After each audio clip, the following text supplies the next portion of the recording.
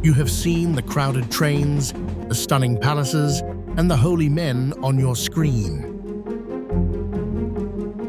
But you have never asked yourself the one question that changes everything. Is this really the worst country in the world? Or is it simply the most honest one? Welcome to a land with 1.4 billion stories and only one truth: India will not let you look away. To understand this country, you have to forget what you think you know.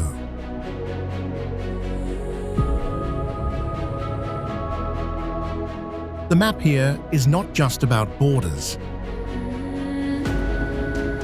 It is about how nature shaped one of the oldest civilizations on Earth.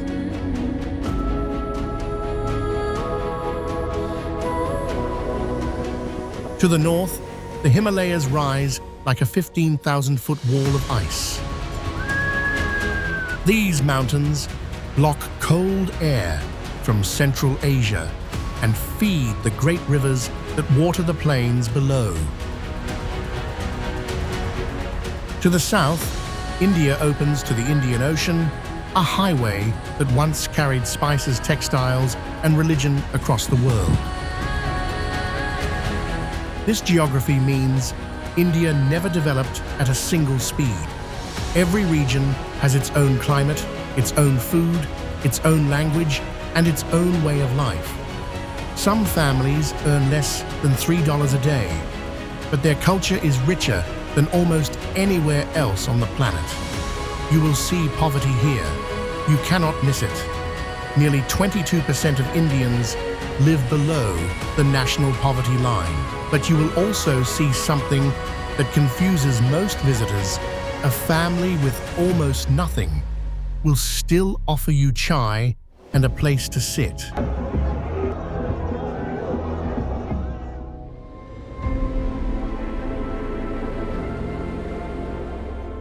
Culture here does not live in museums. It lives on the street.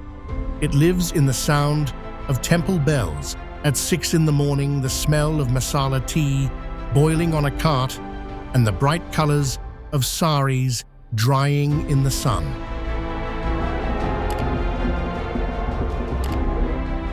An Indian morning begins with prayer. Then, within minutes, it gets swept into the honking of cars, the shouting of vendors, the rumble of train engines, and the constant, unstoppable flow of people. More than 1 million people move through Mumbai's train system every single hour.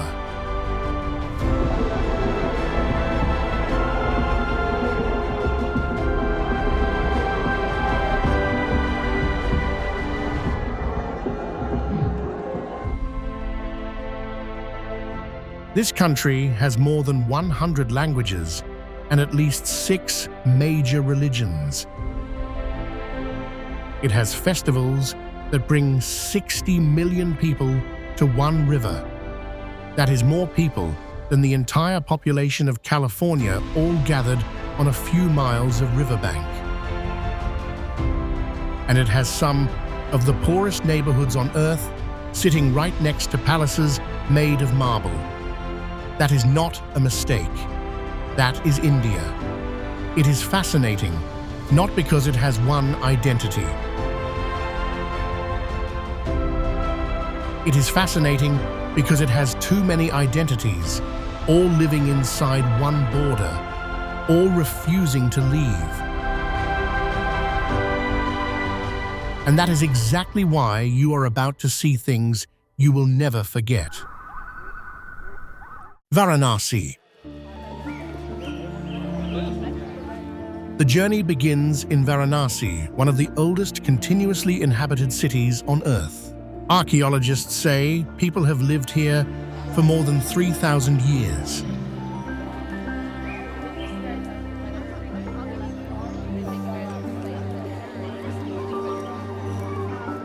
The city sits on the Ganges River and has 88 stone staircases called ghats leading down to the water.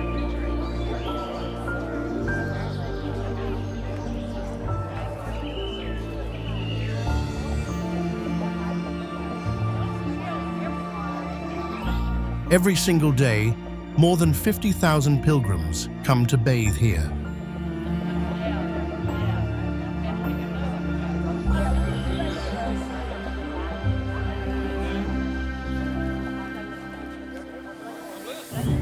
They believe the river can wash away a lifetime of mistakes.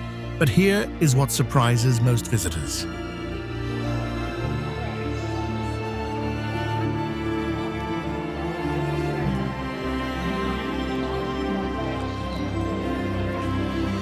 On the same riverbank, families pray children splash and funeral fires burn all day long.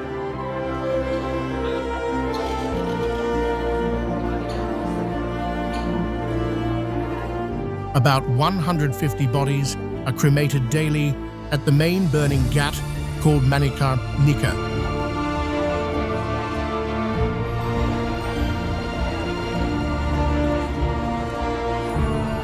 For Hindus, dying in Varanasi is a blessing because it breaks the cycle of rebirth.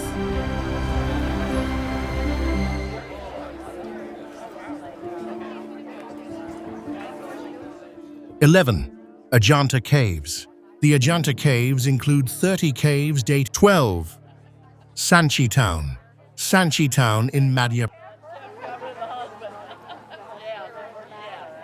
13.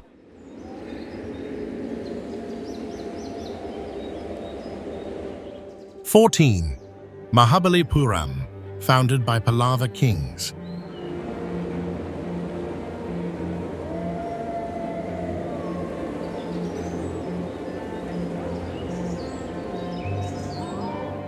15. Jaisalmer yellow sandstone walls blend with deserts.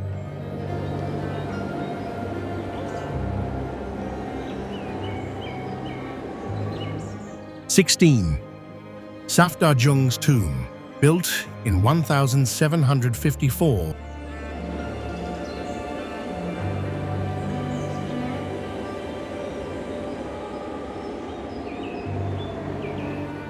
17. Spiti Valley, located at 14.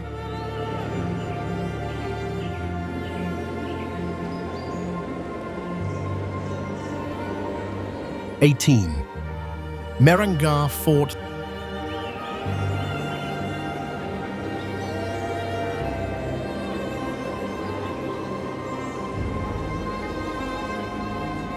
19. Udaipur City Palace, begun. 20. Jatayu Earth Center, a mass. 21. Statue of Unity. The Statue of Unity in Gujarat.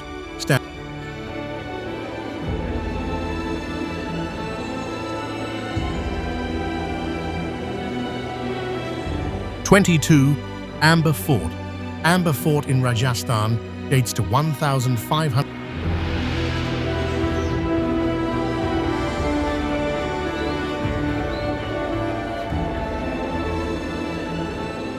23. Humayun's Tomb. Humayun's tomb in Delhi was finished in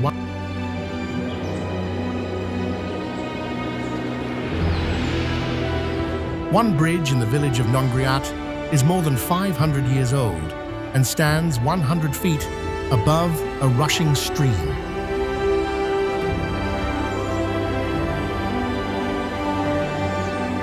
(25) Red Fort. The Red Fort in Delhi covers 254 acres.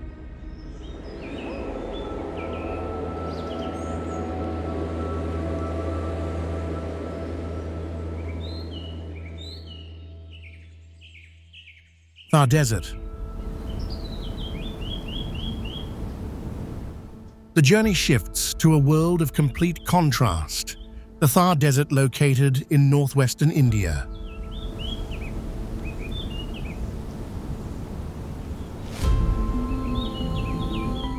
It covers more than 77,000 square miles across the state of Rajasthan.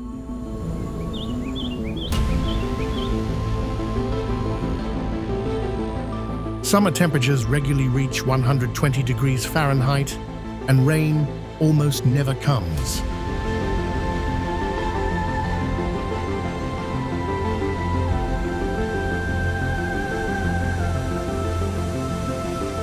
If you look at satellite images, the Thar looks like an empty ocean of sand.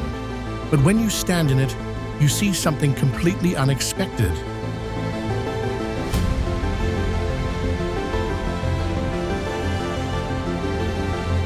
The people here wear the brightest colors on Earth: red, orange, pink, electric blue, and saffron yellow. They wear these colors against the golden sand like a declaration that life will not be silenced.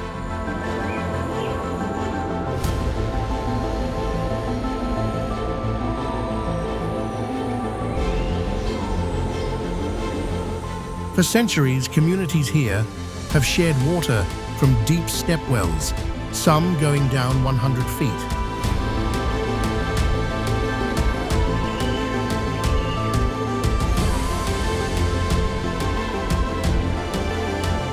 They built their houses close together to create shade from the brutal sun. The Thar Desert reveals a very Indian truth. The harsher the environment, the more creatively people learn to live. Kumbh Mela.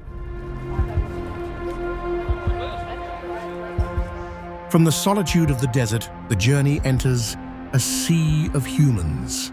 This is the Kumbh Mela, the largest religious gathering on the planet.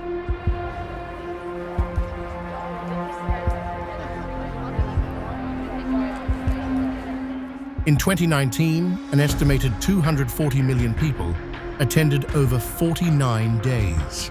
That is more people than the entire population of Brazil. To understand the scale, imagine every single person in Texas, Florida, and New York standing together in one place. A temporary city rises from the riverbanks with tents, hospitals, police stations, roads, and even streetlights.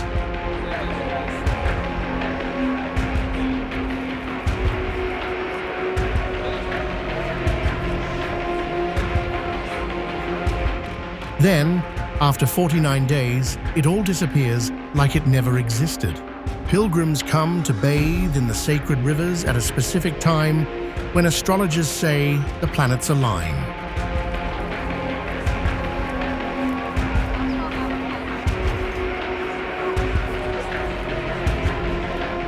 Hindus believe the holy water turns into nectar for a few hours.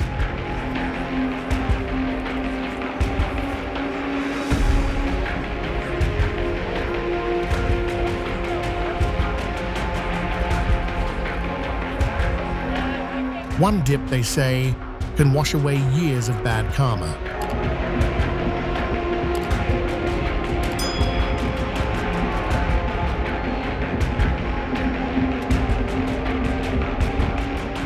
Naked holy men, called Naga Sadhus, lead the procession with ash rubbed on their skin.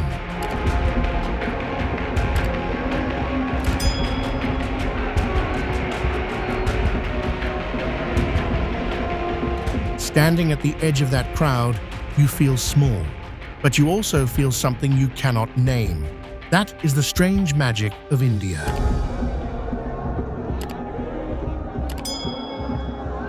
Spiti Valley.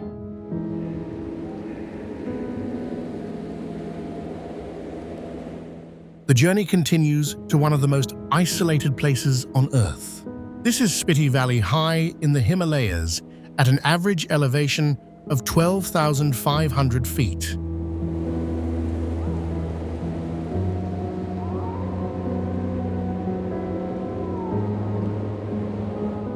In winter, temperatures drop to minus 30 degrees Fahrenheit. Snow blocks every road for 6 months.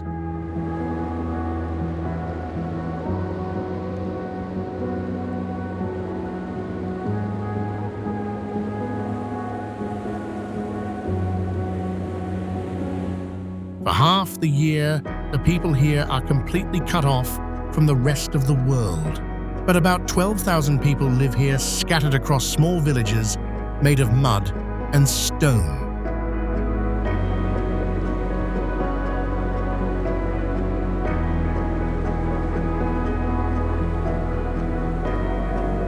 Their main food is barley, which they dry on their flat roofs. The most famous landmark is the Key Monastery, which sits on a hilltop at 13,500 feet.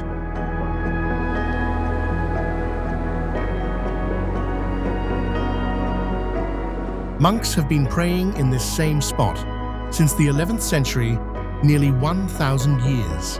The valley is called a cold desert because almost nothing grows.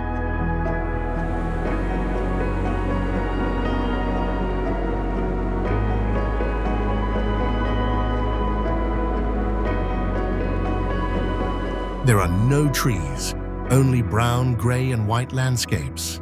But the silence here is unlike anything you have ever heard. It is not an empty silence. It is a full silence that asks if you can be still.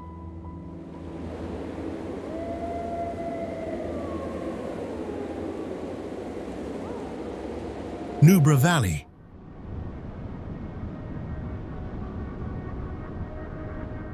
From the frozen silence of Spiti, the journey moves to another colder, higher, stranger valley that feels like another planet.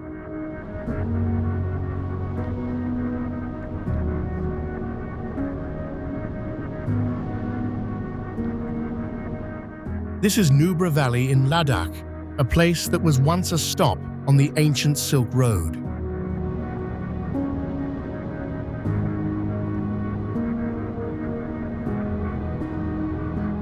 The valley sits at 10,000 feet lower than Spiti, but it has something completely unexpected.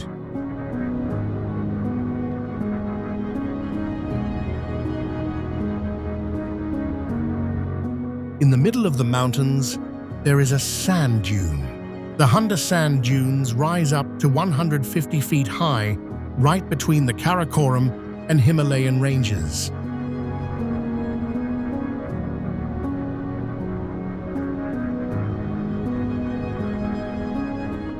And walking on those dunes are Bactrian camels, the kind with 2 humps. These camels are rarely seen outside Central Asia and Mongolia.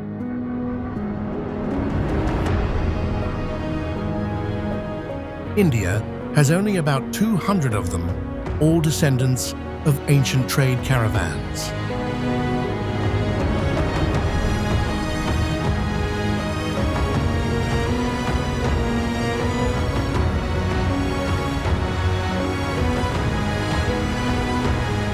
At the top of a nearby hill, the Diskit Monastery watches over the valley with a 100-foot-tall statue of Buddha.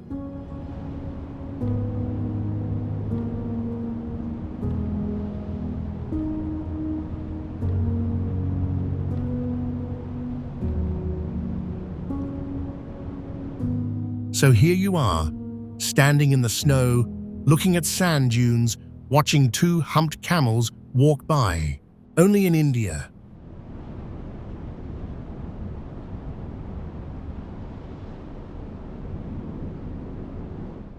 Loktak Lake.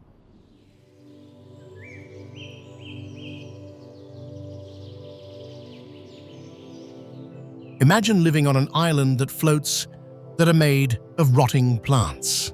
The lake covers about 110 square miles when full, but shrinks to only 15 square miles in the dry season.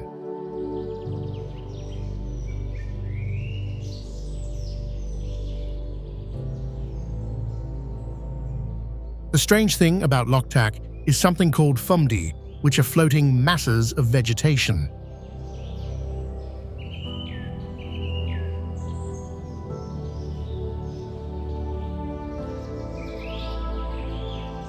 Dead plants rot and new plants grow on top, creating a thick mat that can support the weight of a person. Some of these fumdi are 6 feet thick, and entire villages have been built on top of them.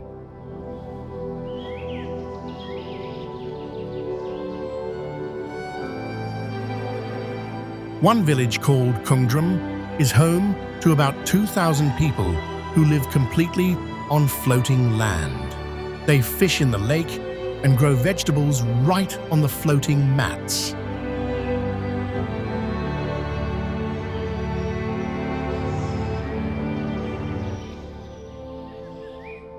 part of the lake is protected as Cable Lam-Jao National Park, the only floating national park in the world.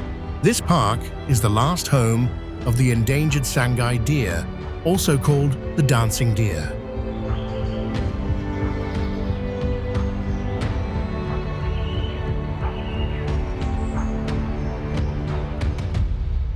Only about 260 of these deer remain alive today.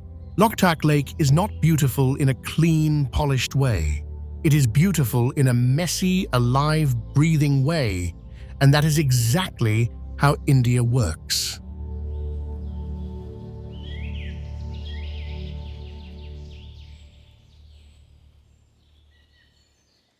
Murud Janjira.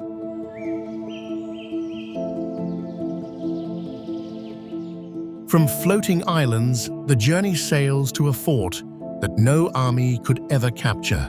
Murud Janjira Fort was built by the Sidi dynasty starting in the 15th century, and it has one unbelievable claim to fame.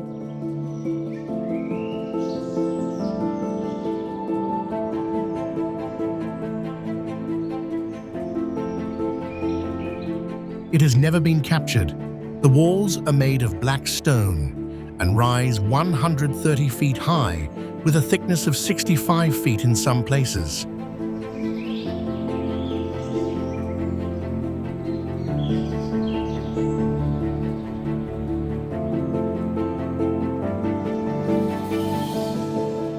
To make things even harder for attackers, the main gate faces open deep water where no ship could anchor.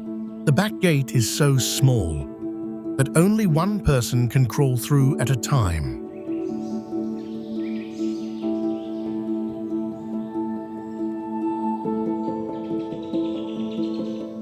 Inside the fort, there are 22 bronze cannons, each still in working condition. The largest cannon is called Kalal Bangadi, and it could fire a cannonball almost 2.5 miles.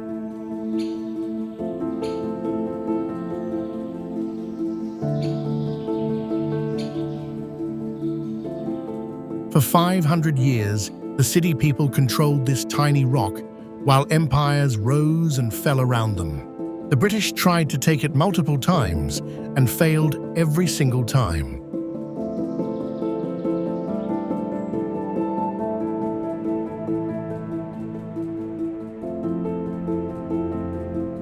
Today, you can take a small boat from the shore and stand on walls that have never seen a foreign flag raised above them.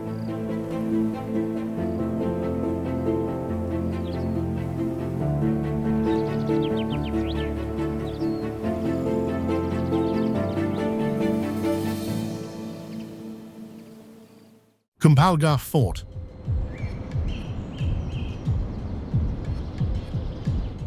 Now we move to a fort on land with a wall that seems to never end.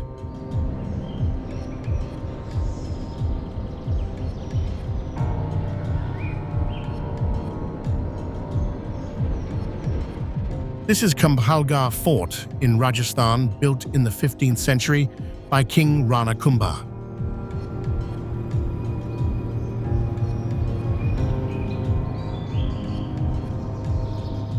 The fort sits on a hilltop 3,600 feet above sea level, but that is not what makes it famous.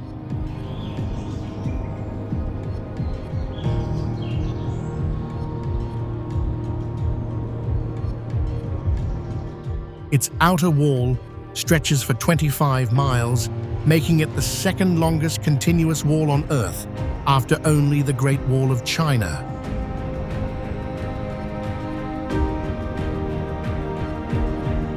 The wall is 15 feet wide, in some sections wide enough for 8 horsemen to ride side by side.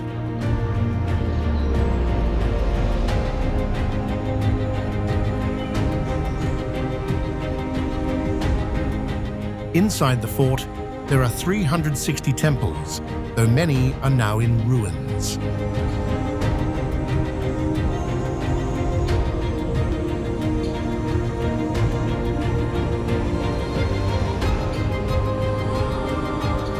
7 massive gates guard the entrance, each one designed to slow down enemy armies.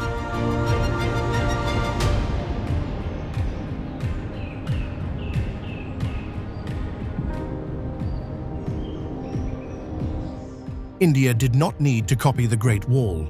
It built its own, and then it kept building.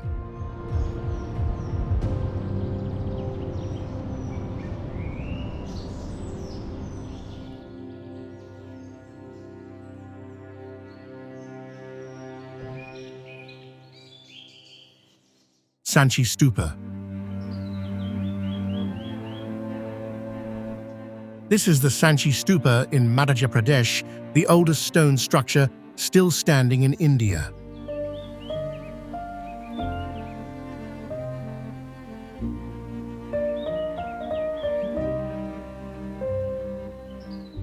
It was first built by Emperor Ashoka in the 3rd century BCE, more than 2,200 years ago.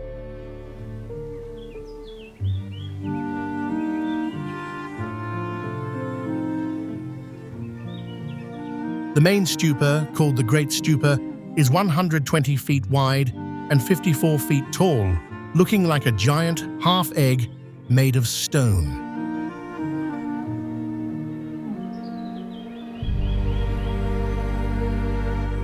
Inside that dome, according to ancient texts, are the remains of the Buddha himself.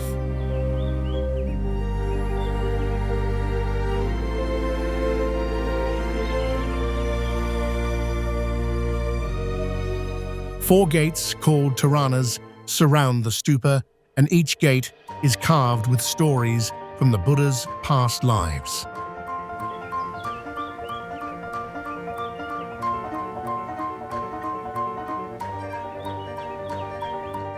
The carvings are so detailed that art historians say they took more than 100 years to complete.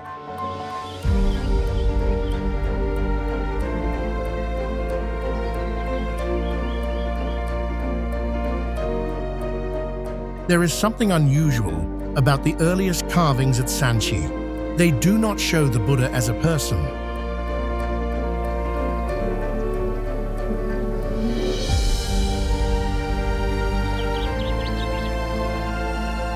Instead, they show him as symbols: an empty throne, a footprint, a tree. Only later did Indian artists start carving the Buddha in human form.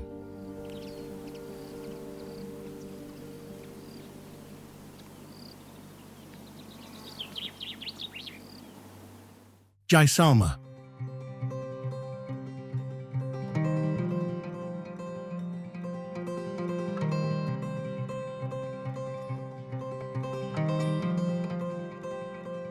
From the ancient Buddhist peace of Sanchi Stupa, we travel deep into the Thar Desert, to the golden city of Jaisalmer.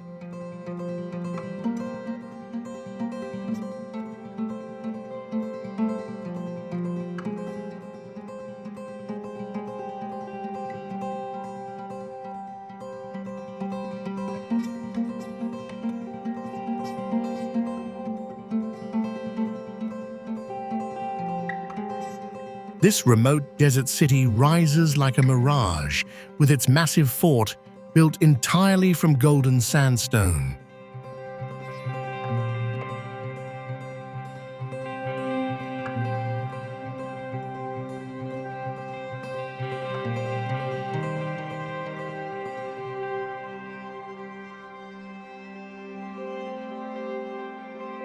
The Jaisalmer fort, known as the Golden Fort, sits high above the city and has been continuously inhabited for over 850 years.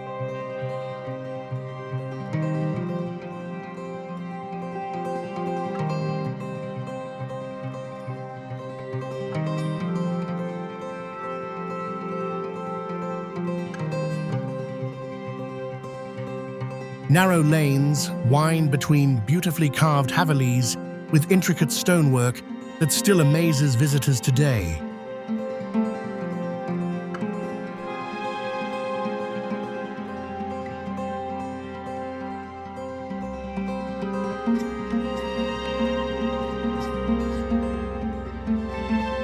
Camel safaris take you across rolling sand dunes that stretch for miles under vast, open skies.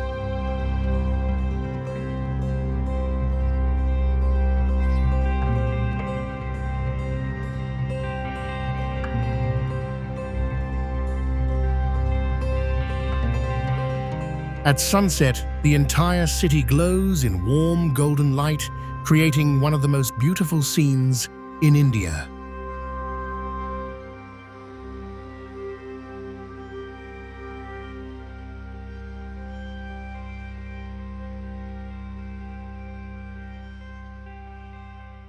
Despite the harsh desert surroundings, Jaisalmer feels alive with rich culture, folk music, and warm local hospitality.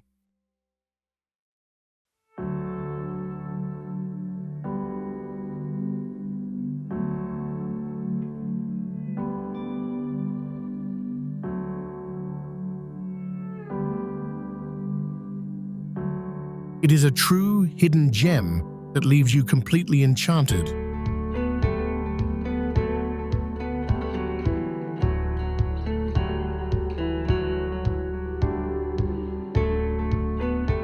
Kerala backwaters.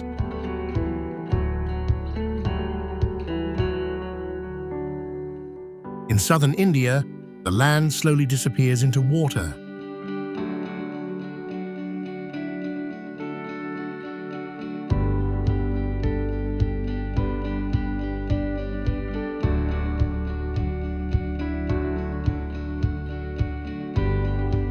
The Kerala backwaters form a vast network of canals, rivers, lakes, and lagoons stretching more than 900 miles along the Arabian Sea coast.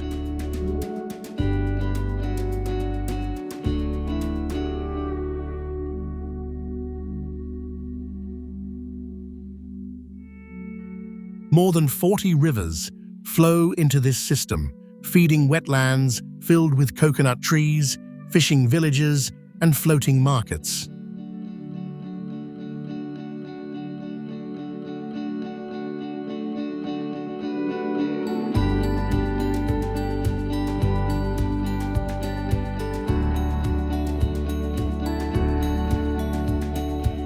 At the center lies Vembanad Lake, the largest lake in Kerala, reaching nearly 60 miles in length.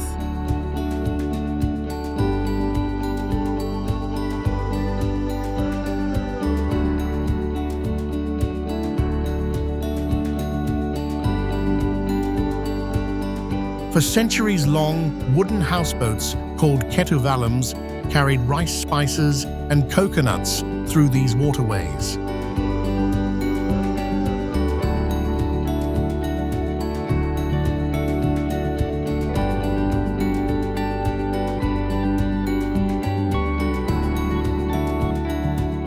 Today, many have become floating homes for travelers moving slowly past small villages where life still depends on the rhythm of the water.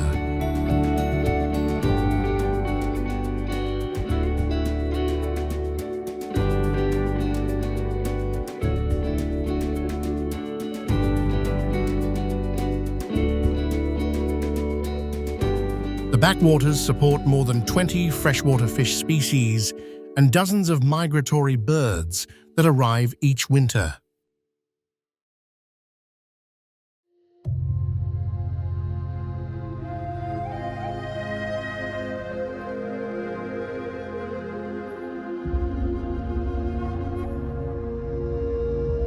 What makes this place unusual is the mixture of salt water from the sea and fresh water from inland rivers, creating a rare ecosystem where mangroves and tropical plants thrive together.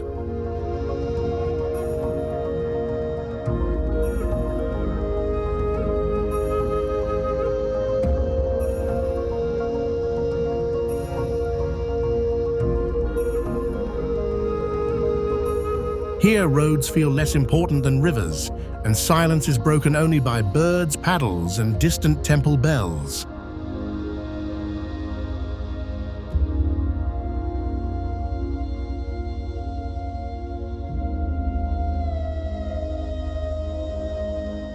Taj Mahal,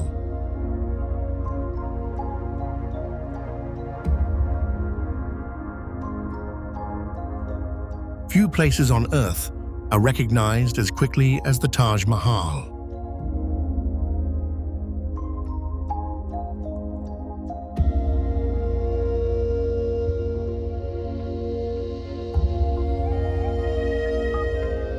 Built in Agra, the white marble mausoleum was ordered by Emperor Shah Jahan after the death of his wife, Mumtaz Mahal, in 1631.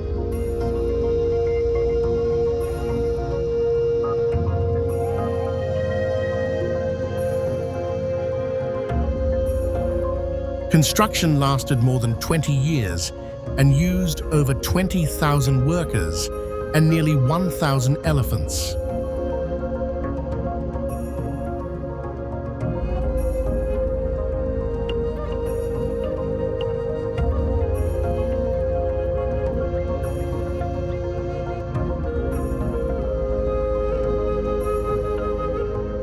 The main dome rises 240 feet high, surrounded by 4 minarets designed to lean slightly outward for protection.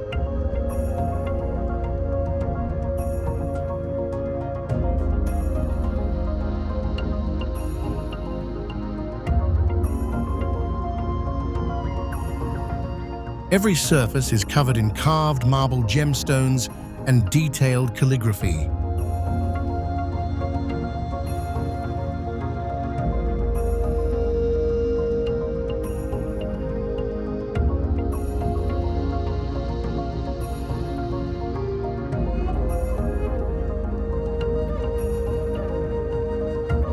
But behind its beauty stands a darker story.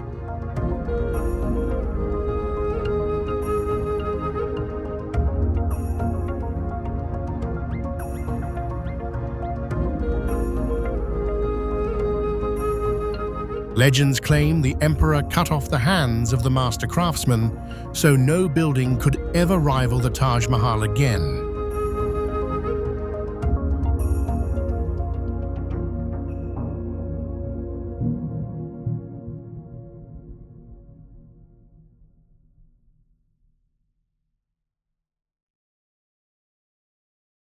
Historians still debate whether the story is true, but the myth remains part of the monument itself.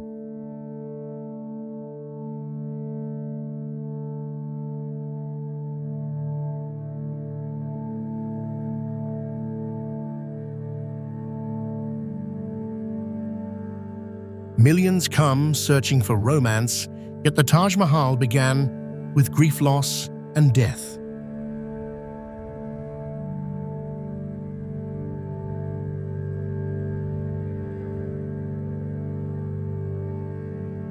Red Fort.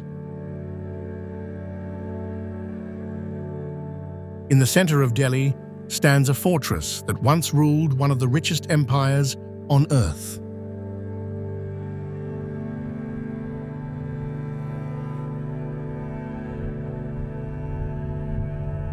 The Red Fort was built by Shah Jahan between 1638 and 1648, using massive red sandstone walls stretching nearly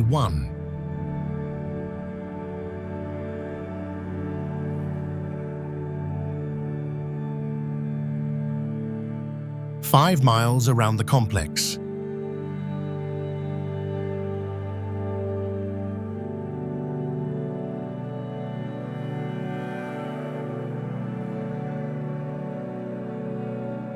Some sections rise more than 100 feet high.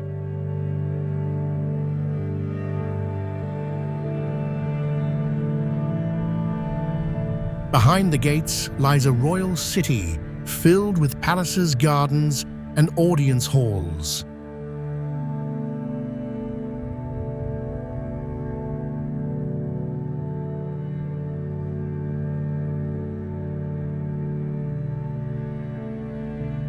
The Diwani arm was where ordinary people brought requests before the emperor.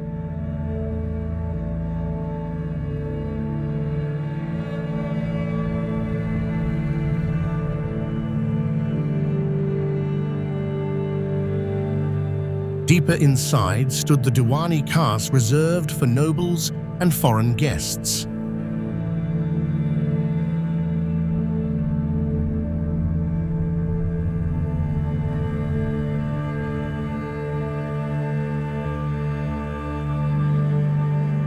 An old Persian inscription once declared, "If there is paradise on earth, it is here."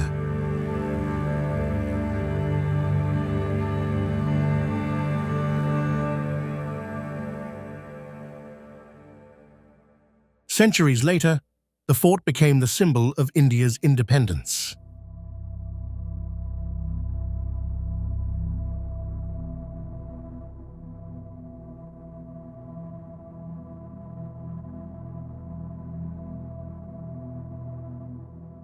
On August 15, 1947, Prime Minister Jawaharlal Nehru raised the Indian flag here after the end of British rule.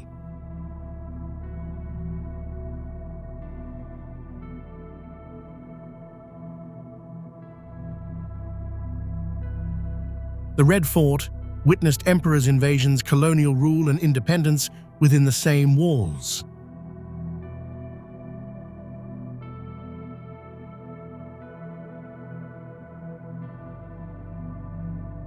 Humayun's tomb.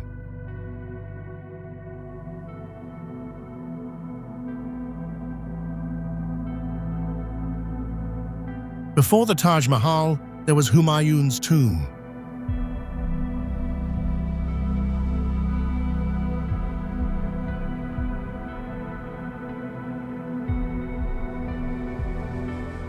Built in Delhi between 1565 and 1572, it became the first great garden tomb of the Mughal Empire and later inspired the Taj Mahal itself.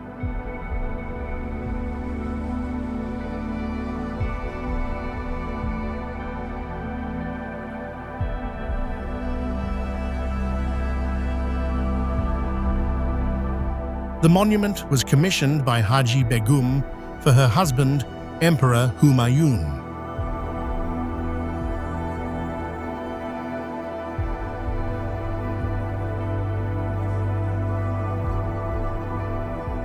Rising nearly 155 feet high, the tomb combines red sandstone with white marble in a style that later shaped Mughal architecture across India.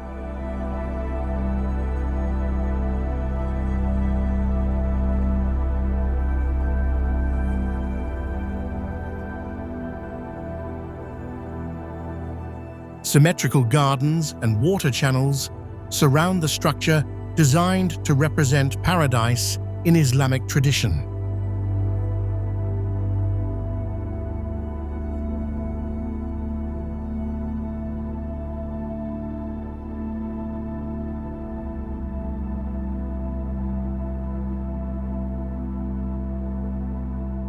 More than 100 Mughal royal family members were later buried here.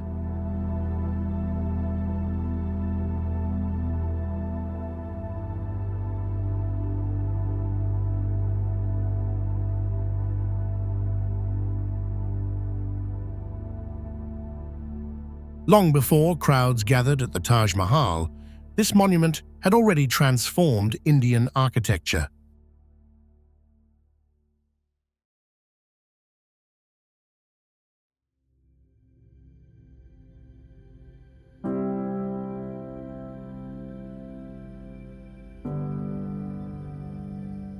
Yet today, Humayun's tomb stands quietly behind the noise of modern Delhi.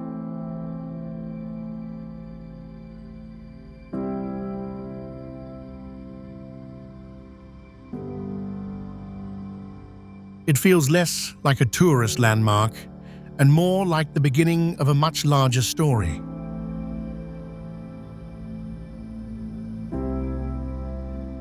Mehrangarh Fort.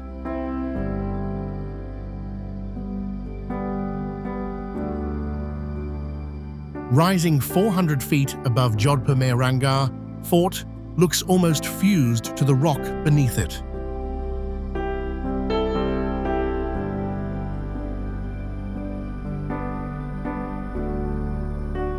The fortress was founded in 1459 by Rao Jodha and took centuries to fully complete.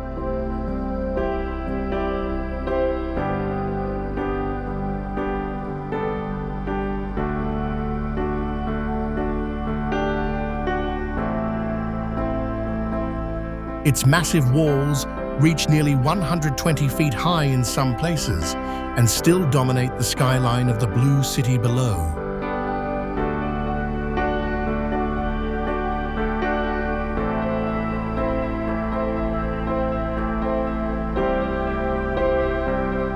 From the top, thousands of blue-painted houses spread across the desert like a sea of color.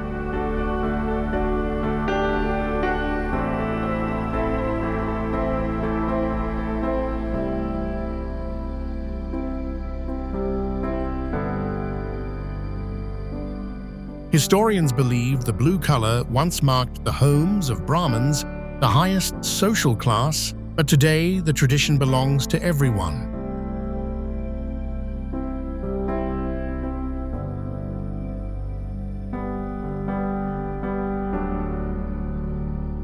Inside the fort are royal palaces, hidden courtyards, ancient weapons, and museums filled with elephant saddles, musical instruments, and royal cradles.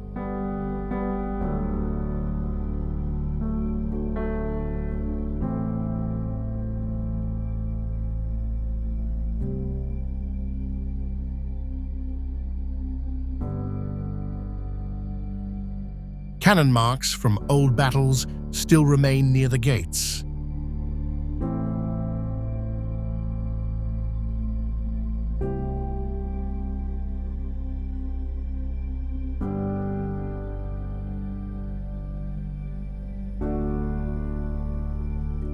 One section even displays the handprints of royal widows who committed sati centuries ago after the deaths of their husbands.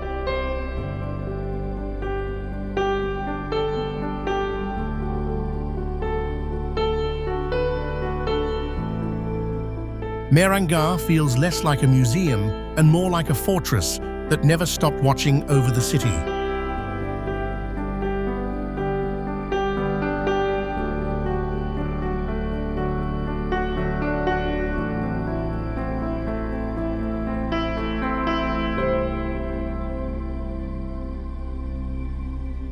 Amber Fort.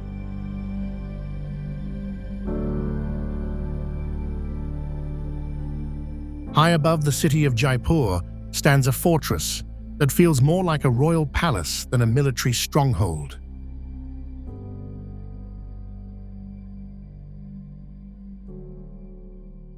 Amber Fort was built in 1592 by Raja Man Singh I on a hill overlooking Myota Lake.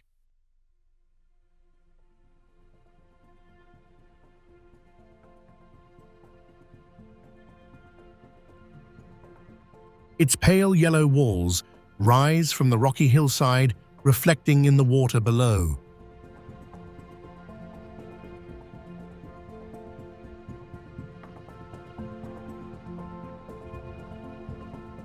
The fort is divided into 4 main courtyards, connected by narrow gate stairways and hidden passages.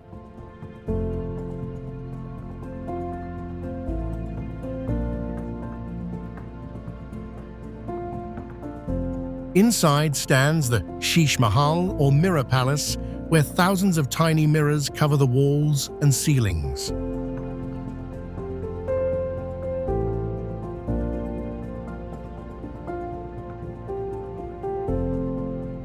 Even a single candle can light the entire room with reflections.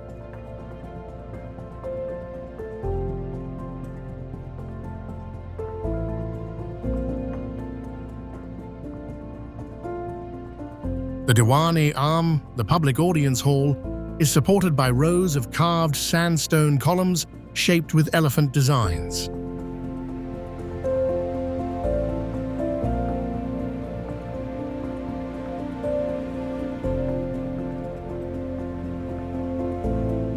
Visitors can still climb the steep road to the fort by foot jeep or elephant, just as royal guests once did centuries ago.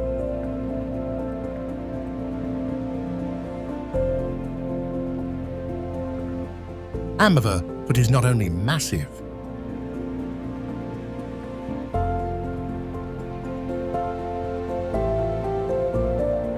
It is detailed, elegant, and built to impress everyone who entered its gates.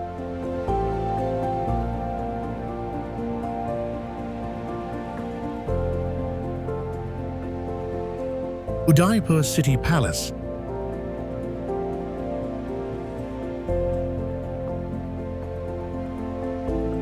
Udaipur City Palace was started in 1559 by Maharana Uday Singh II, but later rulers continued expanding it for nearly 400 years.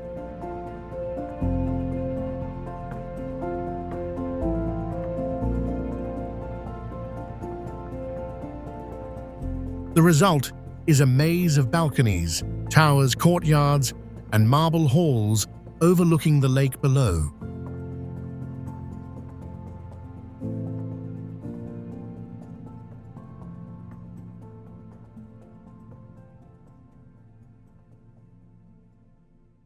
The palace stretches nearly 800 feet long and combines Rajput Mughal and European styles into one massive structure.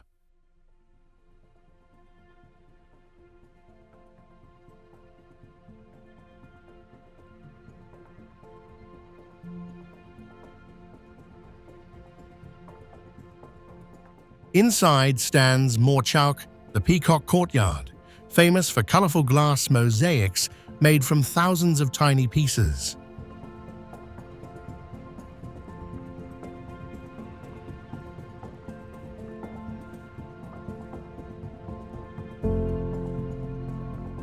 Narrow corridors suddenly open into bright royal chambers filled with mirrors, paintings, and carved windows.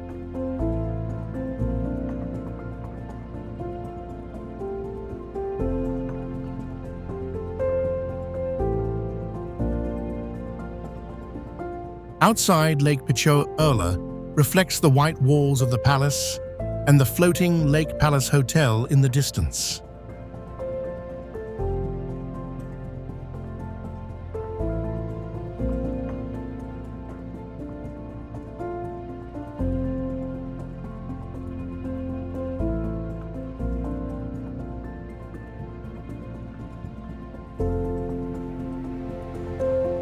In the middle of one of India's driest states, rulers built an entire city around water.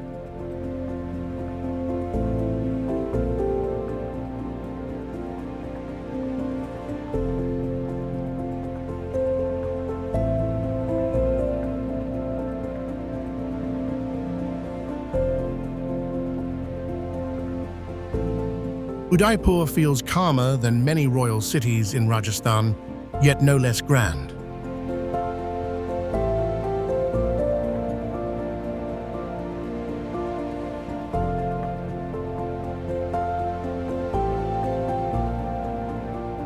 Khajuraho temples.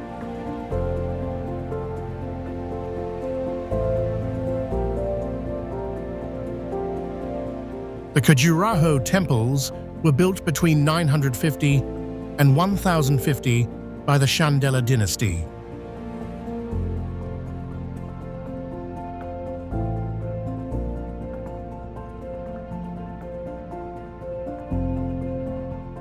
Originally, there were 85 temples.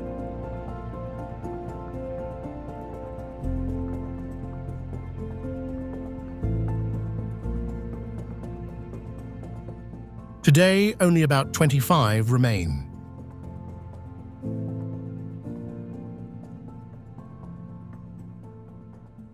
The temples are famous for their carvings, especially the hundreds of sculptures showing intimacy, desire, and scenes from the Kama Sutra.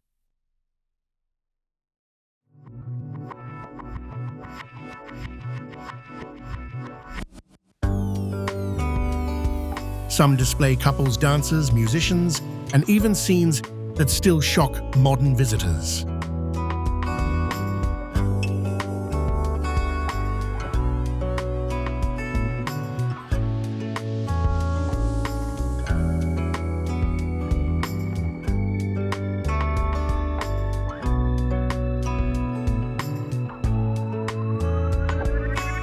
Yet these carvings cover only a small part of the temple walls.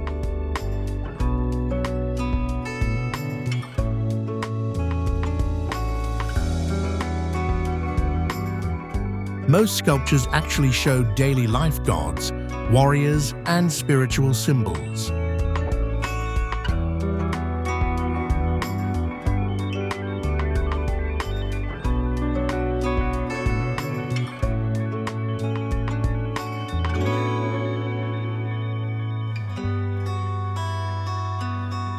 Historians still debate the meaning behind the erotic imagery.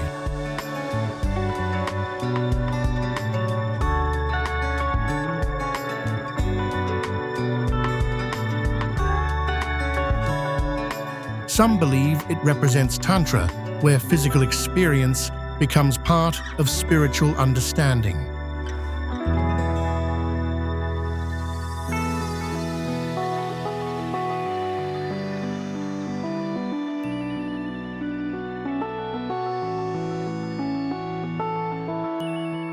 Inside the temples, the atmosphere changes completely.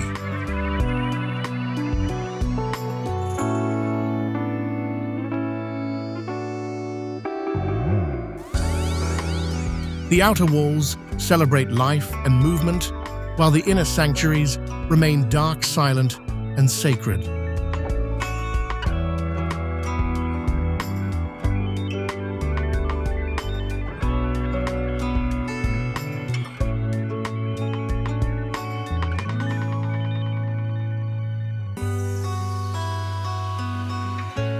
Ellora Caves.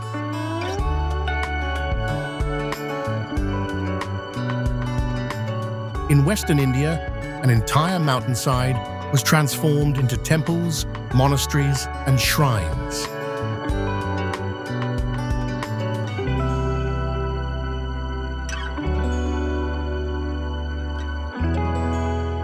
The Ellora Caves stretch for more than a mile across basalt cliffs in Maharashtra.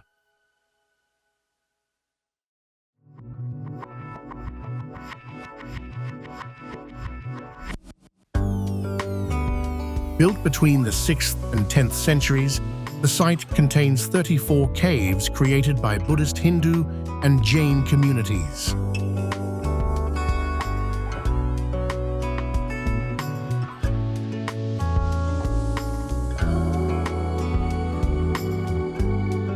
But one structure stands above all others.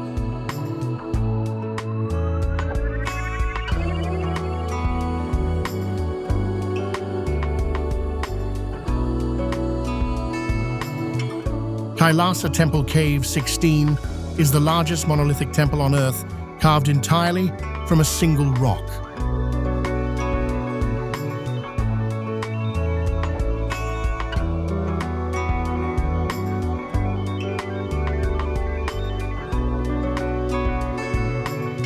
The temple measures about 265 feet long and nearly 100 feet high.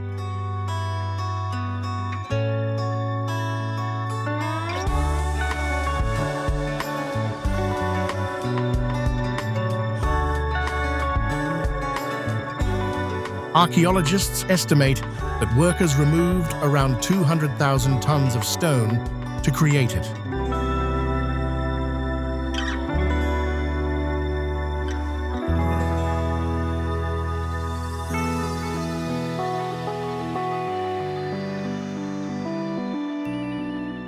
Instead of building upward, ancient craftsmen carved downward from the top of the cliff.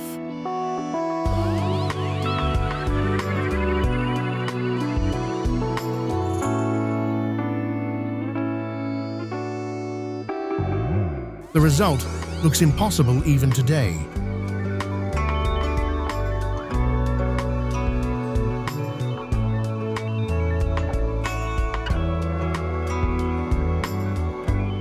Giant elephants, pillars, staircases, and shrines all emerged from the same mountain.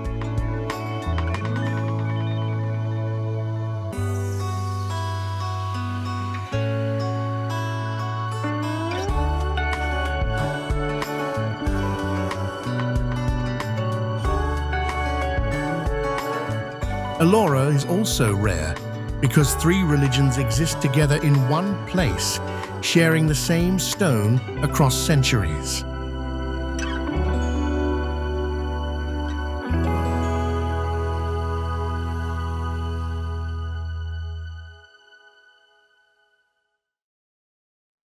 Hampi.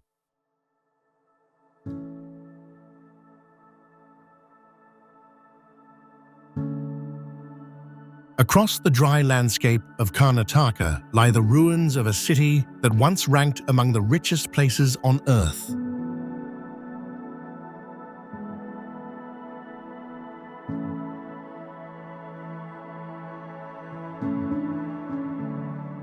Hampi was the capital of the Vijayanagara Empire, which reached its peak during the 16th century.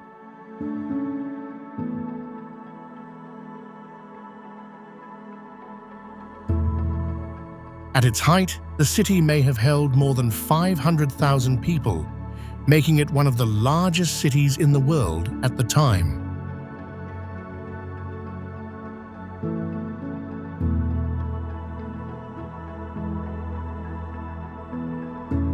Foreign travelers described markets filled with diamonds, silk, spices, and gold.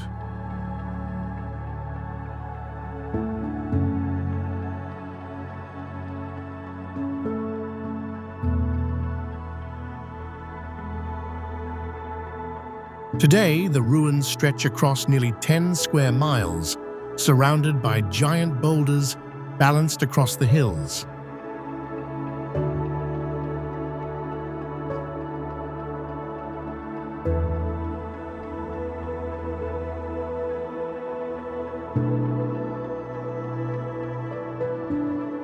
More than 1,600 structures still remain, including temples, royal halls, elephant stables, and stone markets.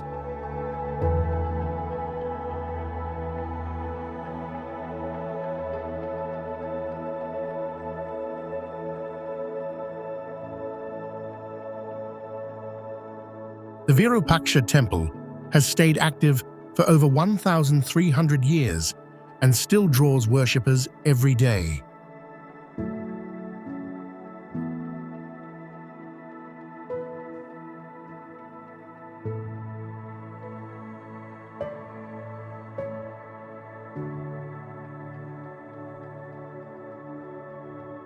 Nearby stands the famous stone chariot at Vitala Temple, carved entirely from granite.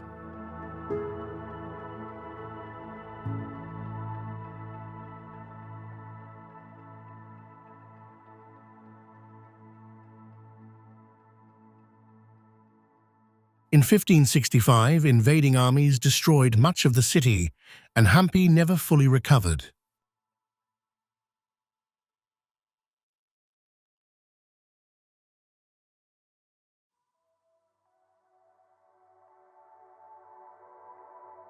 What remains today feels both massive and strangely silent.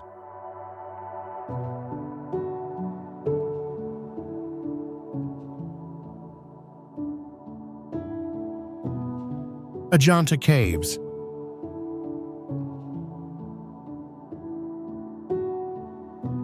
The Ajanta Caves were carved between the 2nd century BC and the 6th century AD, forming a chain of 29 Buddhist caves overlooking a horseshoe-shaped valley.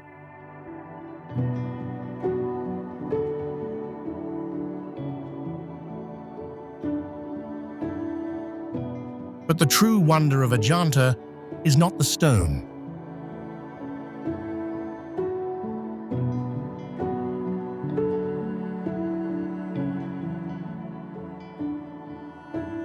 It is the paintings.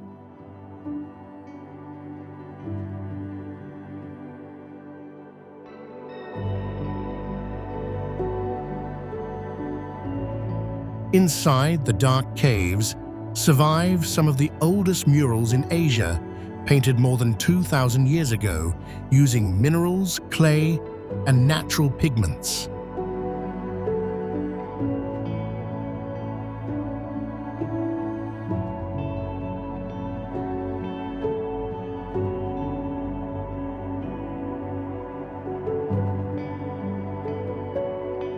Artists worked quickly on wet plaster, often finishing sections within minutes before the surface hardened.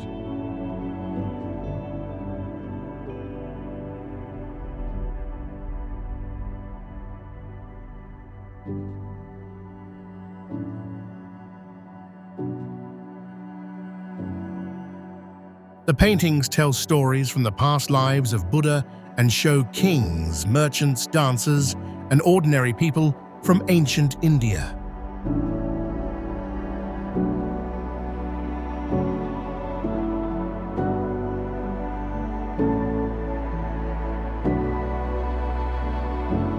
For centuries, the caves disappeared beneath thick jungle and were forgotten by the outside world.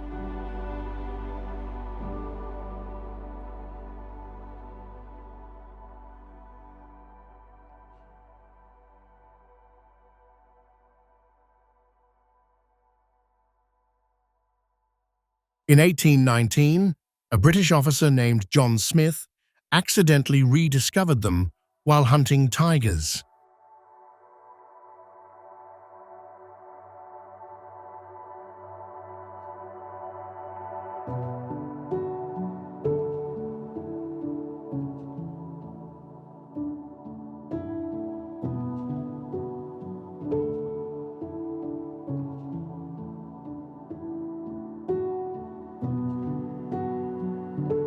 Even today, the colors and details still surprise historians and art experts.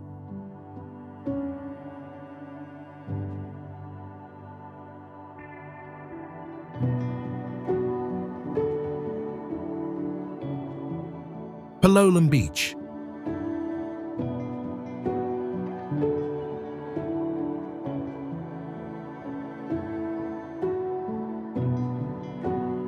Goa is often known for crowded parties and loud beaches, but Palolem feels completely different.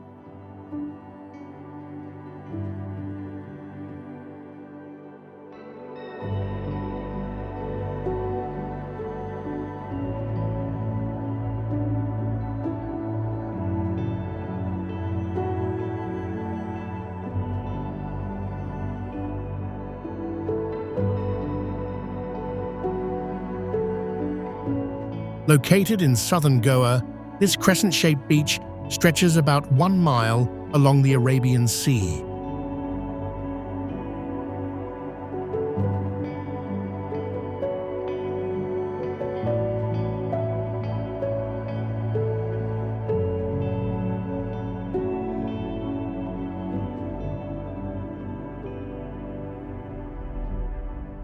The water remains shallow and calm, making the shoreline peaceful even during busy seasons.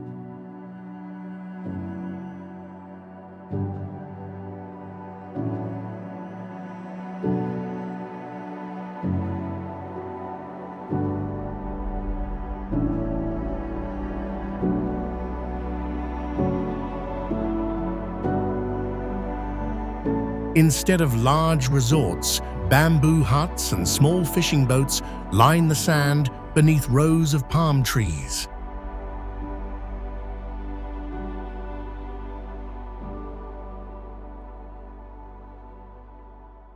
Early mornings here begin with fishermen pushing wooden boats into the sea while travelers kayak through the quiet bay.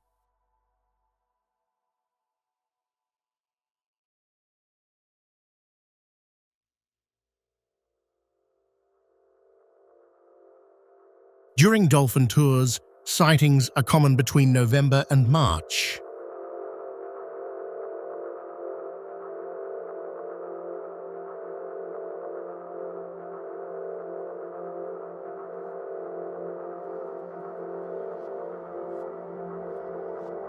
Just offshore lies Butterfly Island, a small tropical island surrounded by coral and clear water.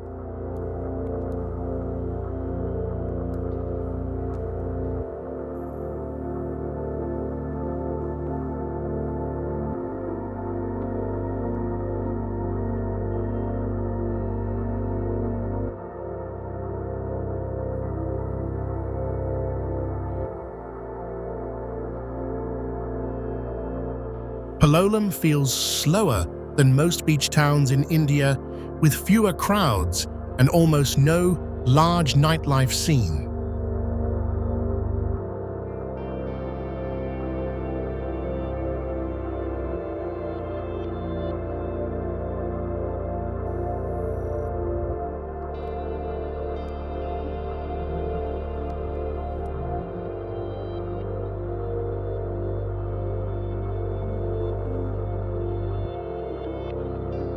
Here the sound of waves replaces traffic and music.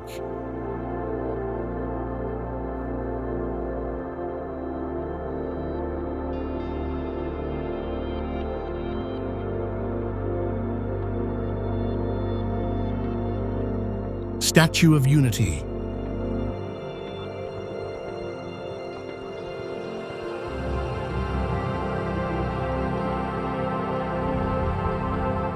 The Statue of Unity reaches 597 feet high, making it nearly twice the height of the Statue of Liberty.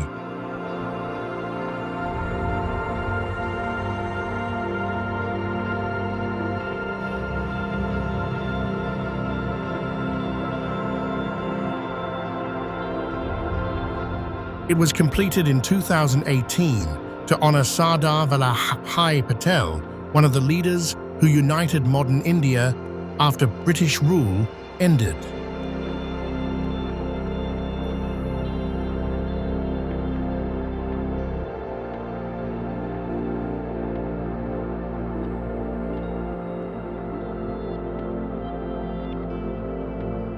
The project used about 70,000 tons of concrete, thousands of tons of steel, and a massive bronze outer surface.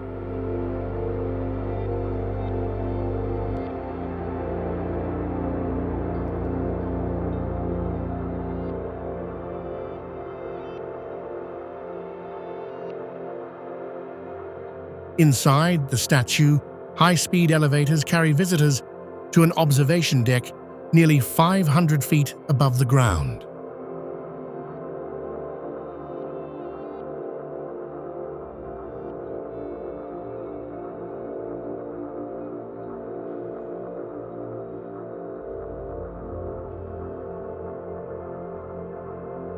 From there, the surrounding valleys, rivers, and Sardar Sarovar Dam stretch across the landscape below.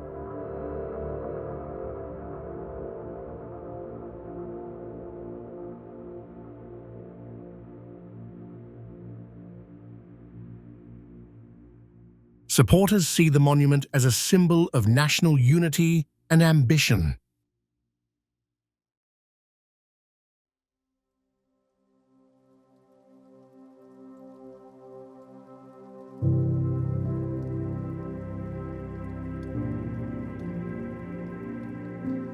Critics question the enormous cost in a country where many people still struggle with poverty.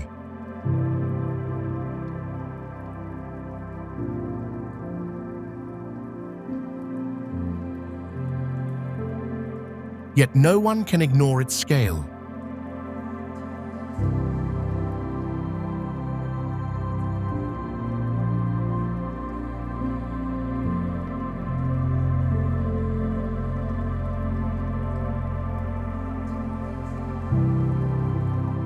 The statue dominates the landscape like a modern mountain of steel and bronze.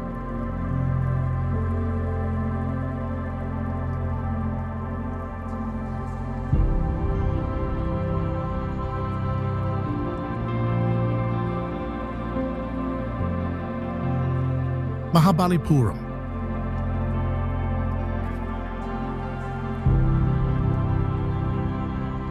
Mahabalipuram was built by the Pallava dynasty during the 7th and 8th centuries.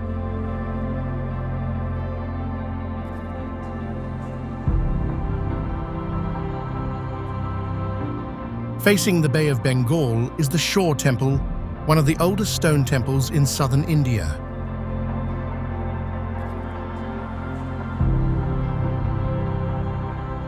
For nearly 1,300 years, it has survived saltwater monsoon storms and ocean winds blowing in from the sea.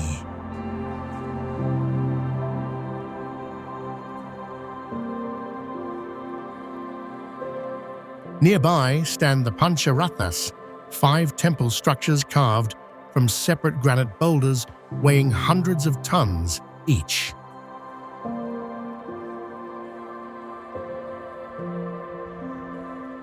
None were assembled piece by piece.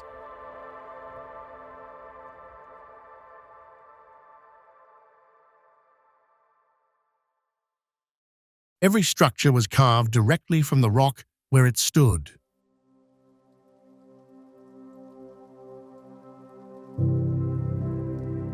The site also contains the massive stone relief known as Descent of the Ganges, stretching nearly 100 feet long and over 40 feet high.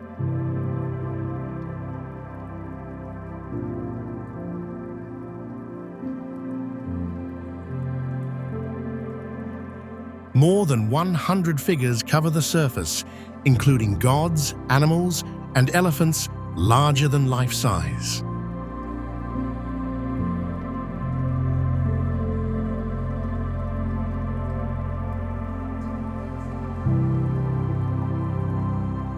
Archaeologists also discovered unfinished carvings and half-completed structures across the area.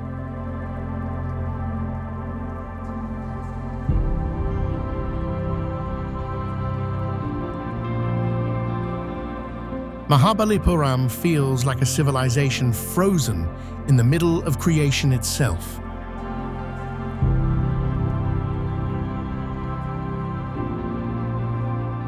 India is not a place you fully understand in a single journey.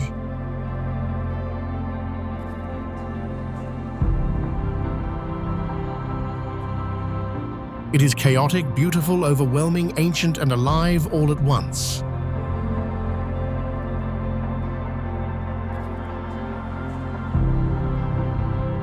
If you enjoyed exploring this unseen side of India, don't forget to like, subscribe, and join us for the next cinematic journey around the world.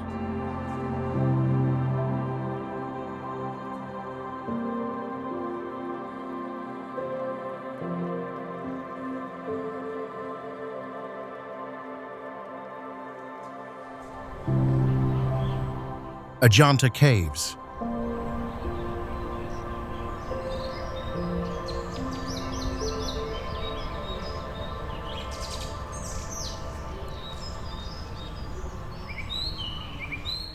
The Ajanta Caves include 30 caves dating from the 2nd century BCE to the 6th century CE, with 5 serving as prayer halls and the rest as monasteries.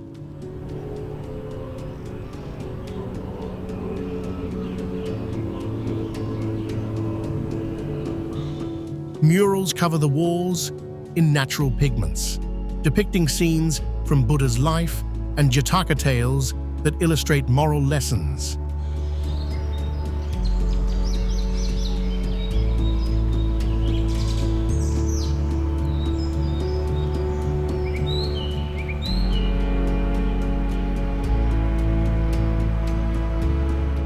Sculptures adorn pillars and facades, showing figures in dynamic poses that reflect Gupta-era artistry.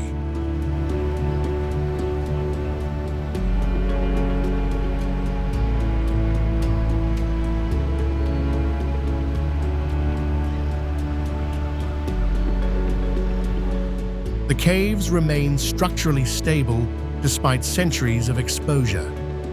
Thanks to their excavation into solid rock,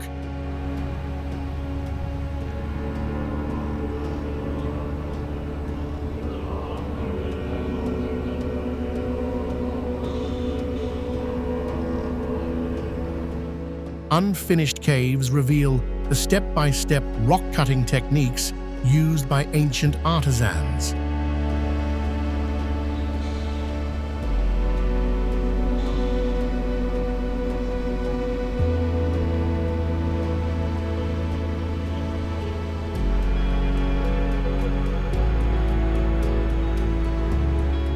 The paintings preserve their vivid colors through advanced fresco and tempera techniques that bind the natural pigments to the surface.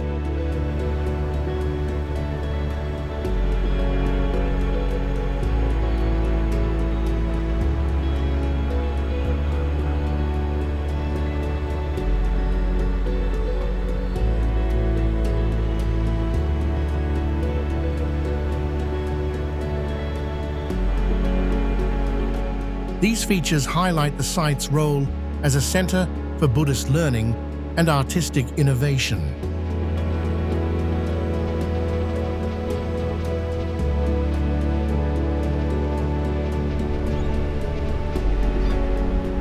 Janjira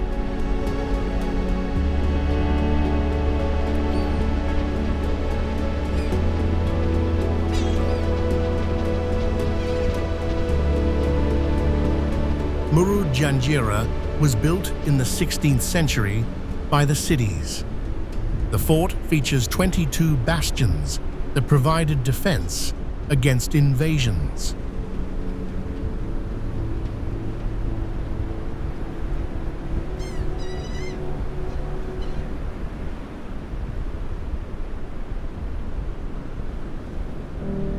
Freshwater ponds inside, each 60 feet deep, supplied water to residents during sieges.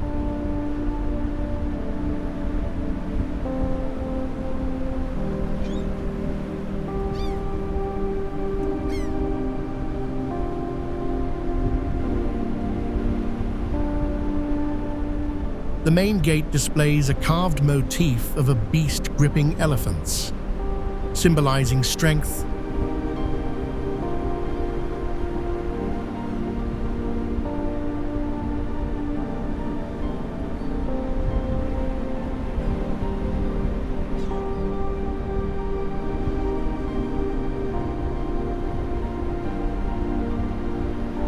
High walls enclose barracks, a mosque, and officer quarters, supporting a self-sufficient community.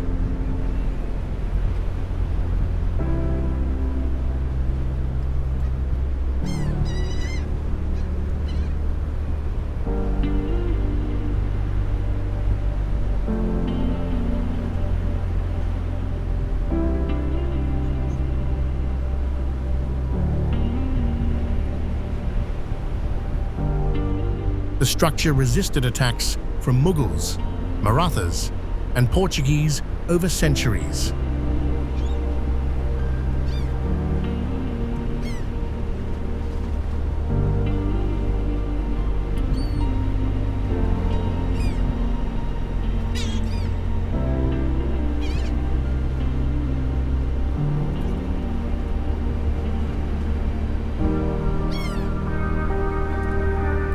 Access requires sailing from the mainland, emphasizing its marine isolation.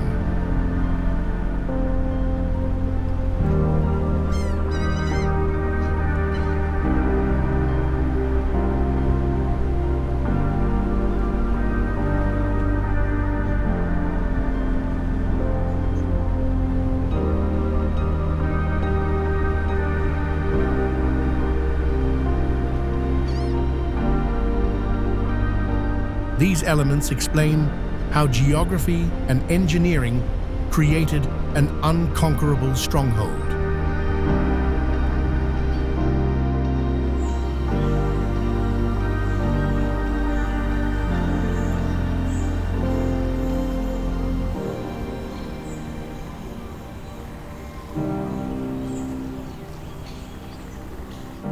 Sanchi town in Madhya Pradesh centers around a historic Buddhist complex on a low hill.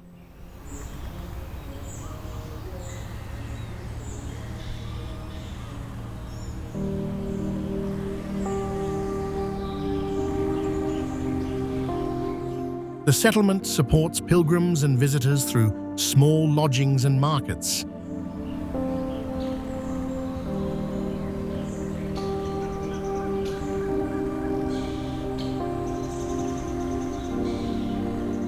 Local guides explain the stupas and monasteries built from the 3rd century BCE onward.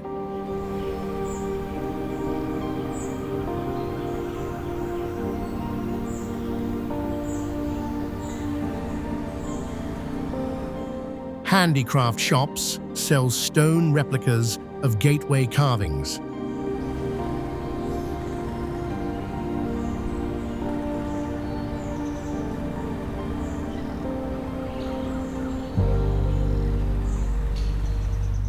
A museum displays artifacts excavated from the site, including relic caskets.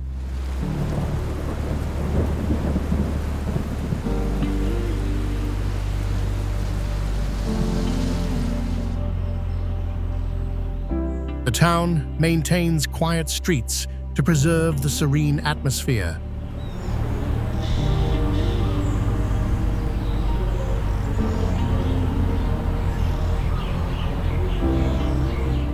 Tea stalls near the entrance serve travelers before climbs.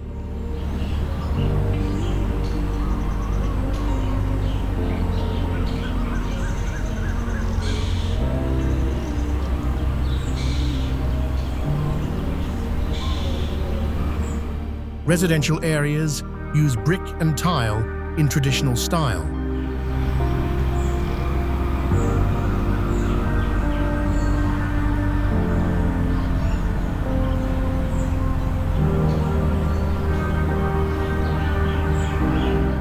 The town functions as a gateway to the ancient monuments.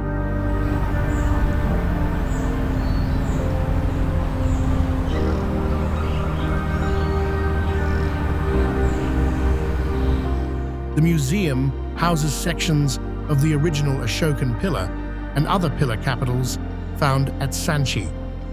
Though the iconic Four Lions capital is located elsewhere,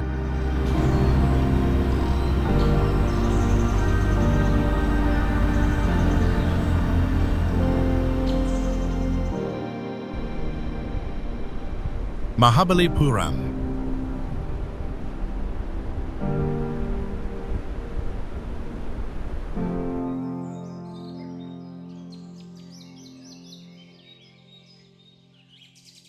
Founded by Pallava kings. The site includes rock-cut cave temples and monolithic shrines, carved directly from single stones.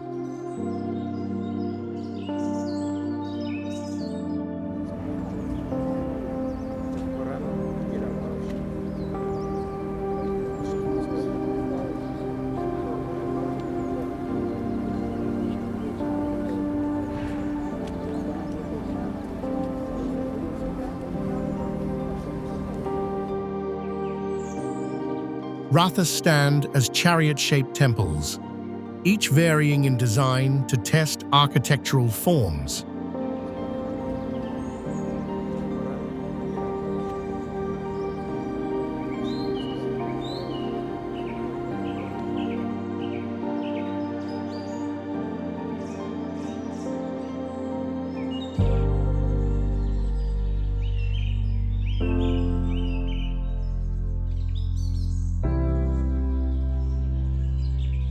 Bas-relief panels depict myths like the descent of the Ganges, with figures flowing across 100 feet of rock.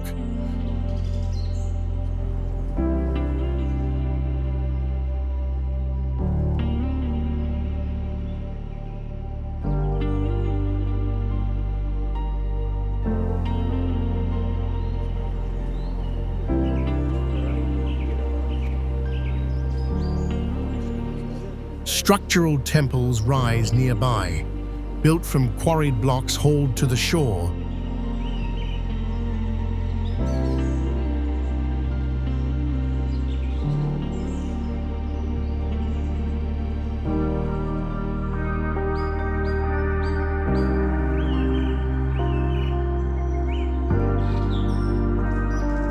The shore temple, facing the sea, served as a conspicuous landmark for ancient sailors navigating the coast.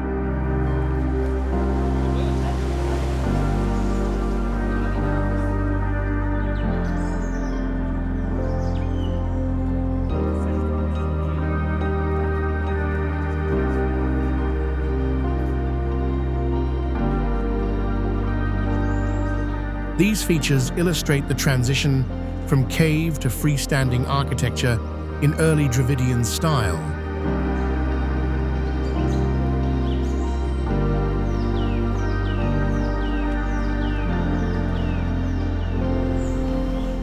Safdarjung's tomb.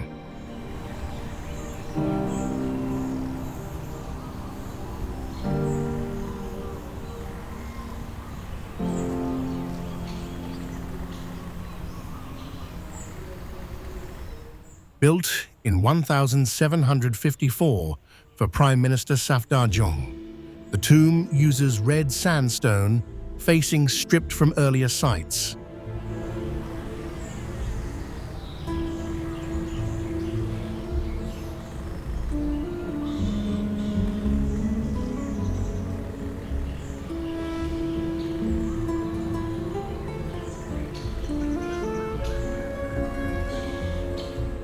Corner towers feature arched pavilions with floral motifs in buff stone.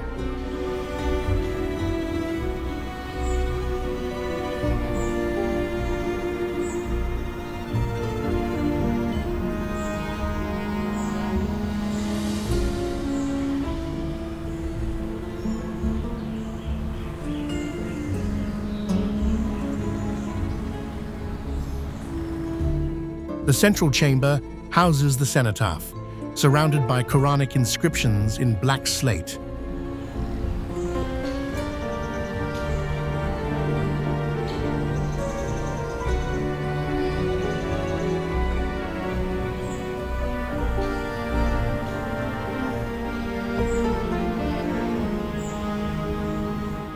Chahbagh Gardens divide the 100-foot square enclosure into quadrants for symmetry.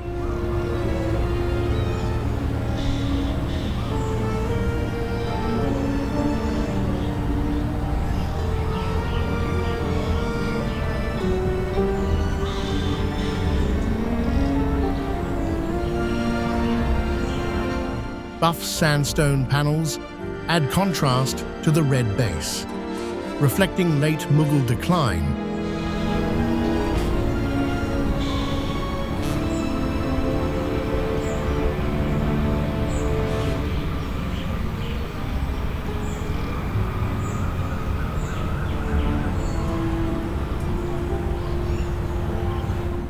The structure's proportions, though elongated, follow Persian garden tomb layouts.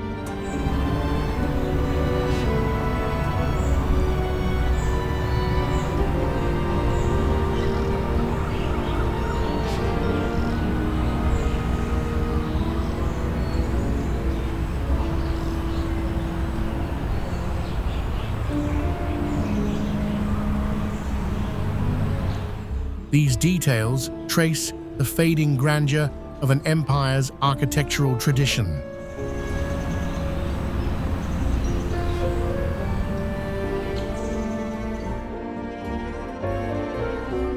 Jaisalmer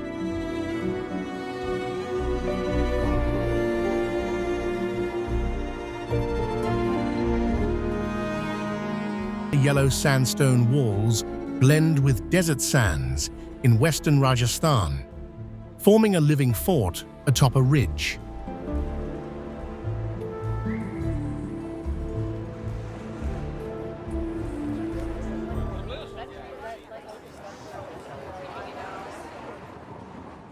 Constructed in 1156 CE.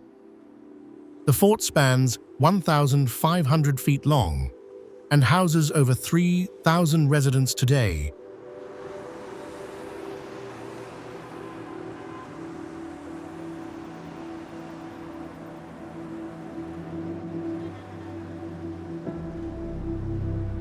Narrow lanes wind through Havelis with jali screens that filter light into intricate patterns.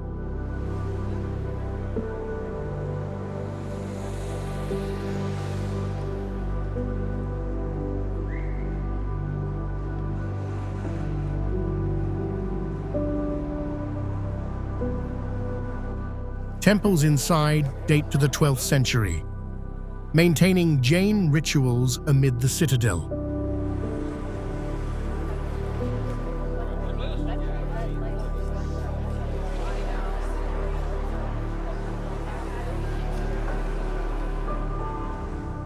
The structure's golden hue comes from local yellow Jaisalmer sandstone, which weathers to a warm patina.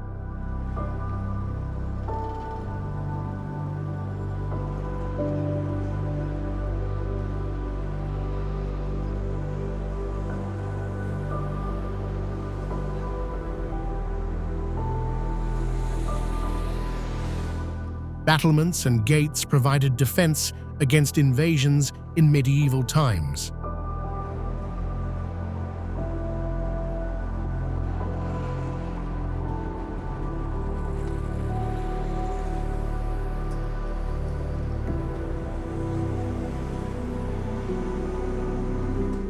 Artisans carved motifs of lotuses and elephants on doorways for protection.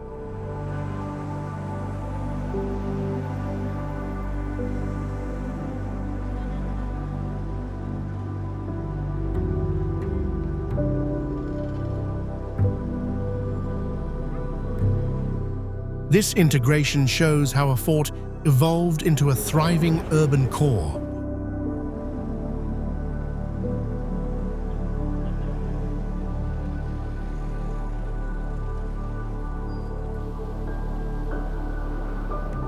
Spiti Valley,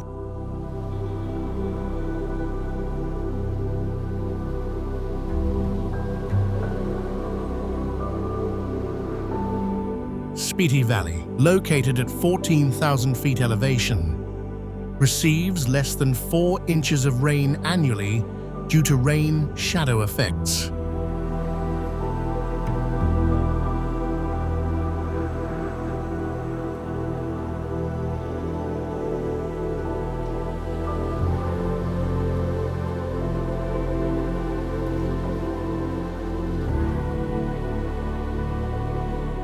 The Spiti River carves deep gorges, supporting sparse barley fields in terraced plots.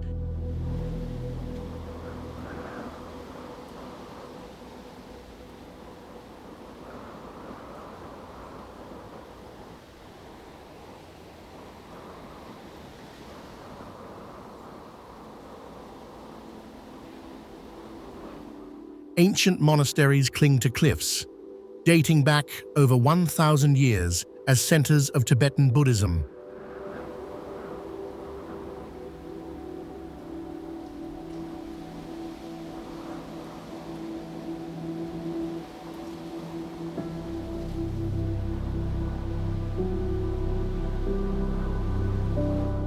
Rock art from 3,000 years ago adorns boulders, showing pre-Buddhist hunting scenes.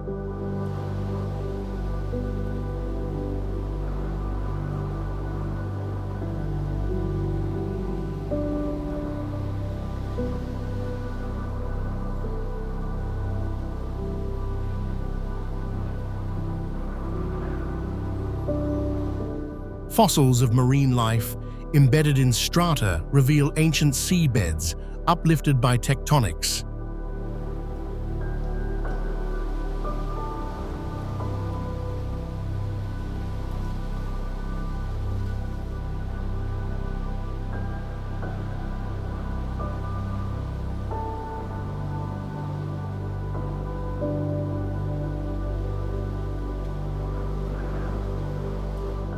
Settlements adapt with stone houses insulated against sub-zero winters.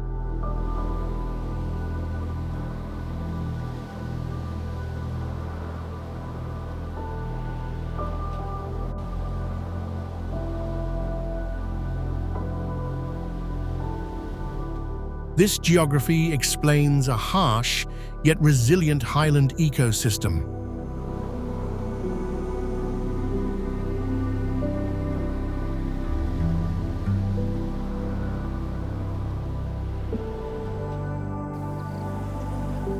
Udaipur City Palace.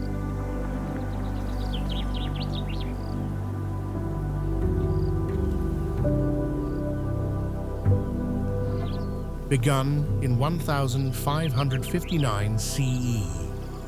The palace complex spans 22 generations of Muwa rulers, covering 815 feet of frontage.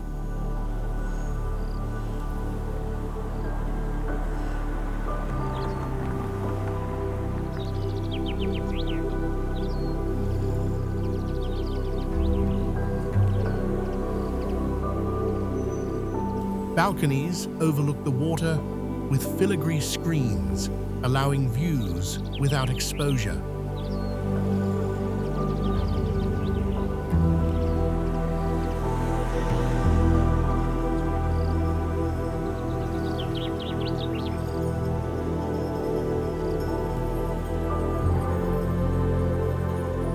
Inner chambers display miniature paintings of hunts and festivals in jewel tones.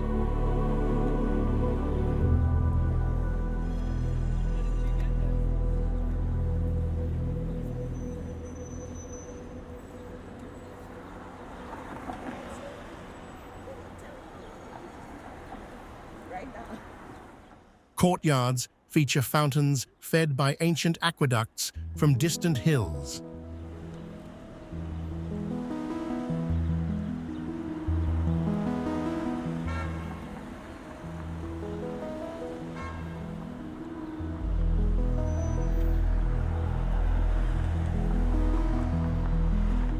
The structure's irregular layout reflects additions over 4 centuries.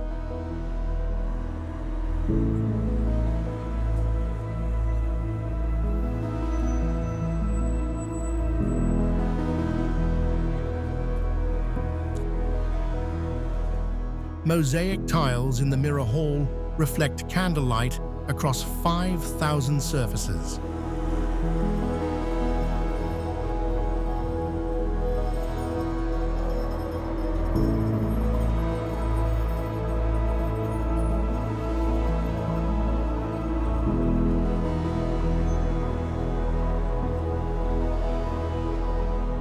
This progression illustrates dynastic continuity in blended styles.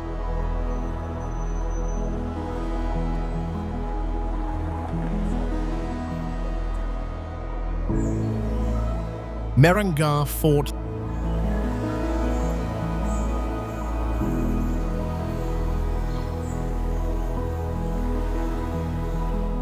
thick walls rise 400 feet above Jodhpur's blue-painted houses, guarding a Rajput citadel in Rajasthan.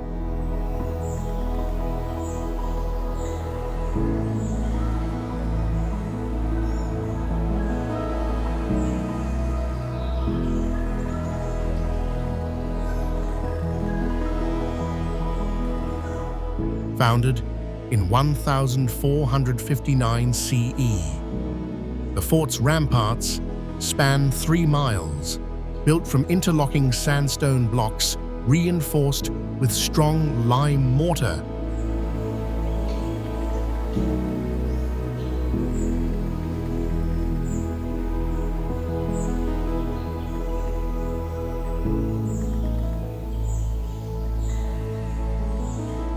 Cannon indentations scar the exterior from 18th century sieges, yet the structure held firm.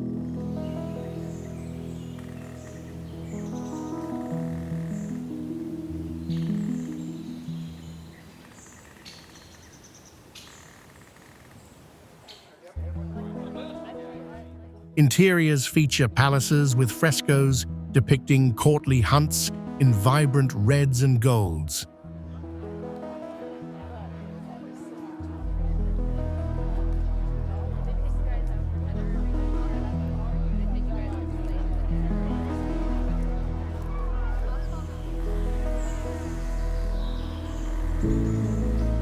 Courtyards echo with the clink of armor from historical drills.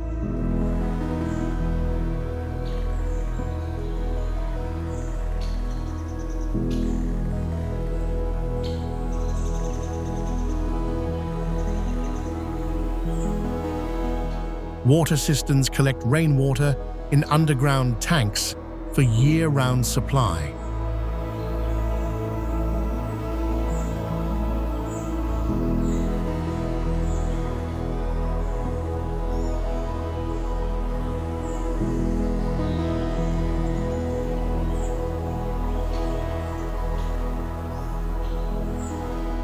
These defenses integrated with the cliff's natural rise for strategic height.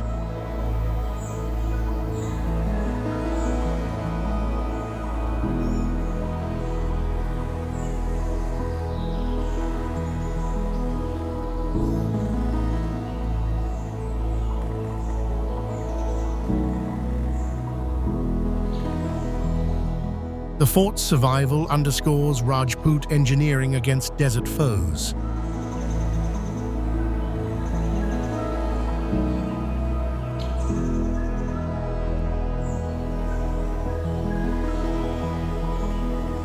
A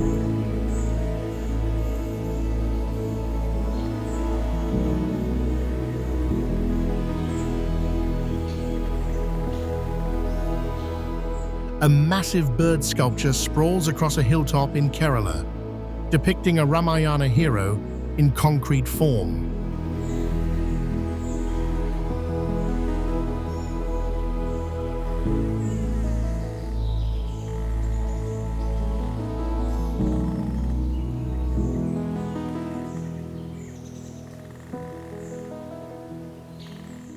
Opened in 2016. The 200-foot-long structure represents Jatayu's wounded form after battling Ravana.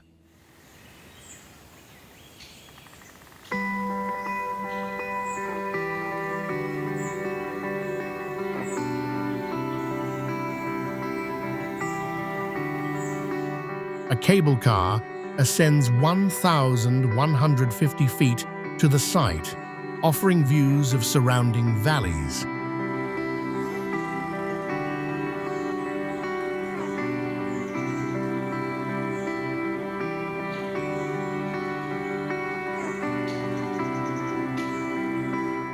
Inside, a multi-dimensional theater screens animations of the epic tale for visitors.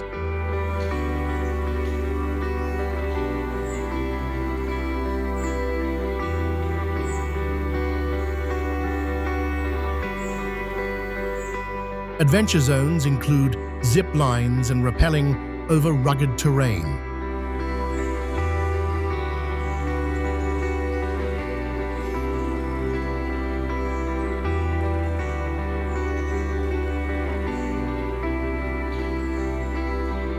The park spans 65 acres, integrating trails with native flora for ecotourism.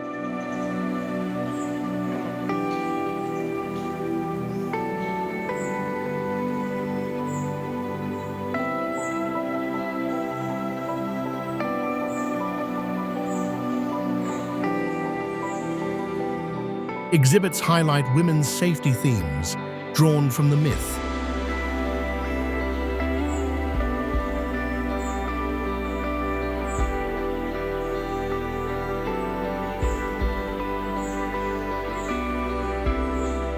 These facilities combine myth with modern recreation on government land.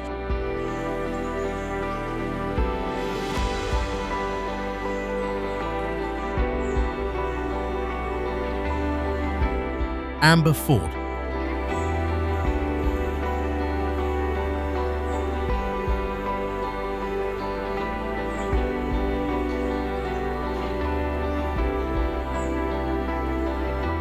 Amber Fort in Rajasthan dates to 1592 CE and sits on a hill 500 feet above the surrounding plain.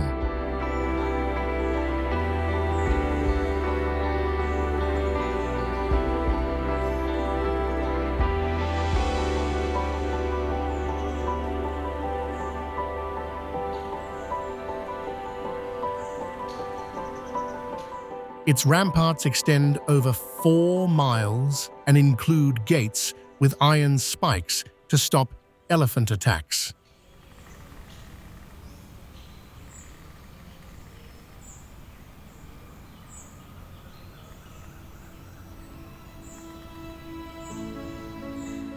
Courtyards lead to areas like the Sheesh Mahal, where mirror mosaics on walls and ceilings number over 5,000 pieces.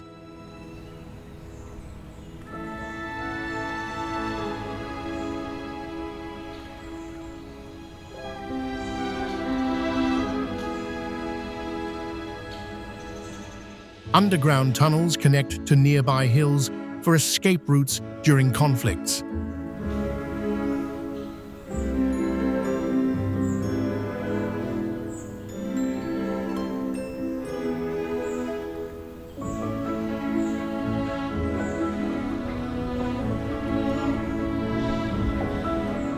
Water systems use terracotta pipes to direct rain into storage tanks.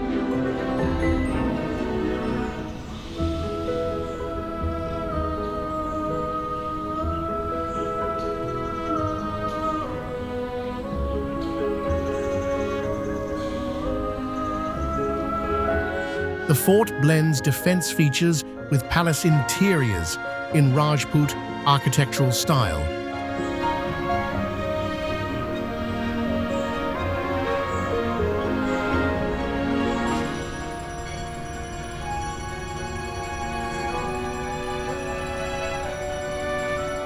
These elements show how security and comfort coexisted in historical strongholds.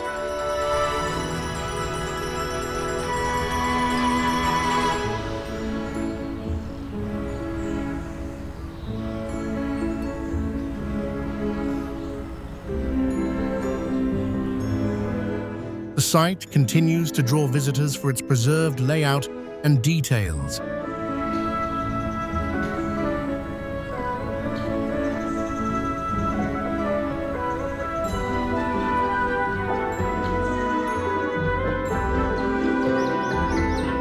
Statue of Unity.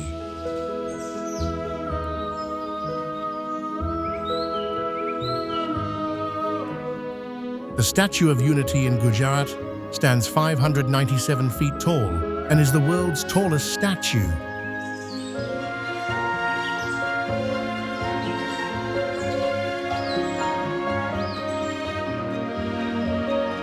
It was completed in 2018 to honor Sardar Vallabhbhai Patel.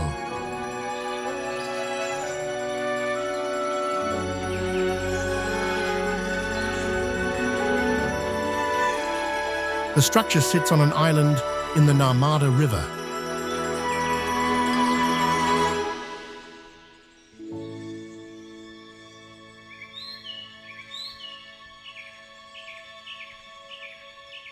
Engineers built it to resist winds of 130 miles per hour and earthquakes up to magnitude 6.5.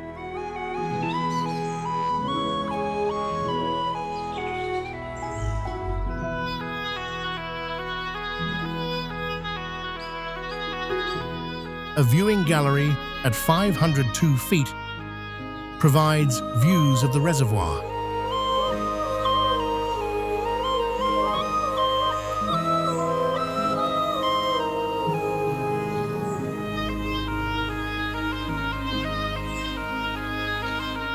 The base includes a museum about India's unification of 562 princely states.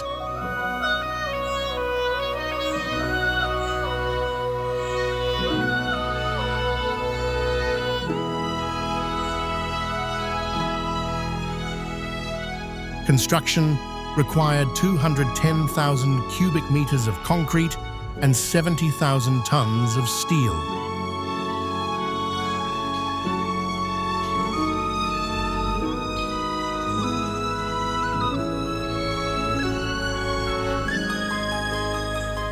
These materials ensure long-term stability.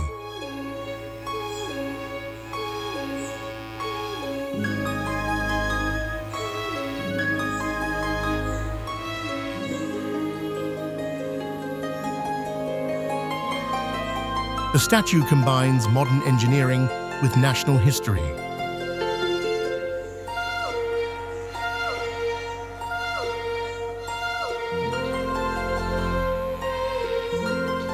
It represents integration through structural strength.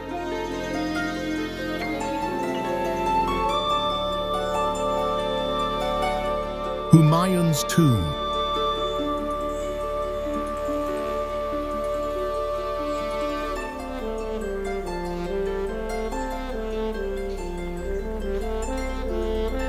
Humayun's tomb in Delhi was finished in 1570 CE as the first major garden tomb in India, reaching 140 feet in height.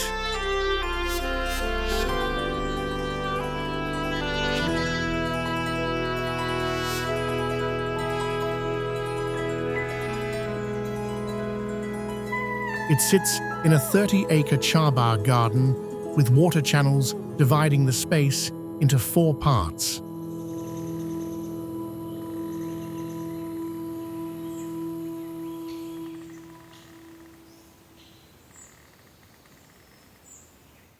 The The facade uses red sandstone with white marble for the dome and inlays of lapis lazuli and jasper in floral designs.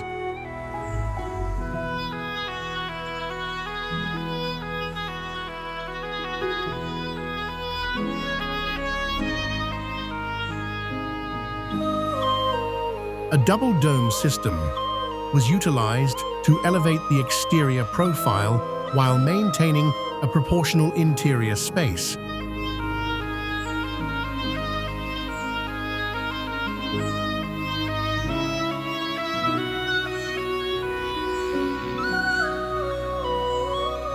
The tomb influenced later Mughal buildings through its balanced proportions.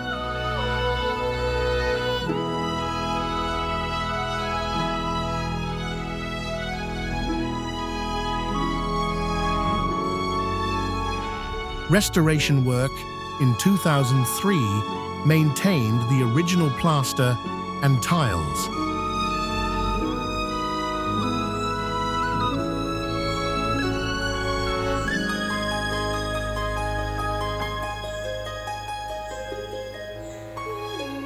These aspects established a model for imperial mausoleums on the subcontinent.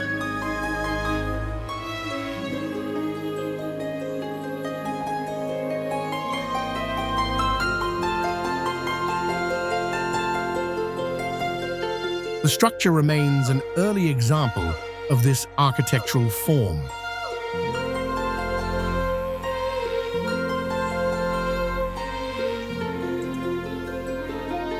Red Fort.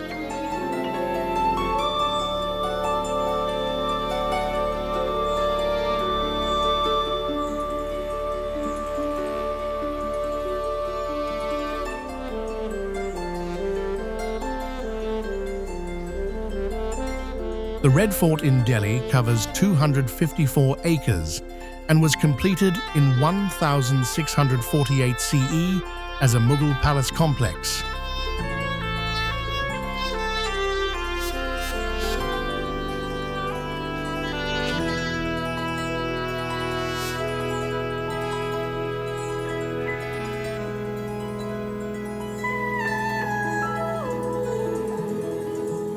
Walls along the river reach 110 feet high with bastions for guns, built primarily from red sandstone.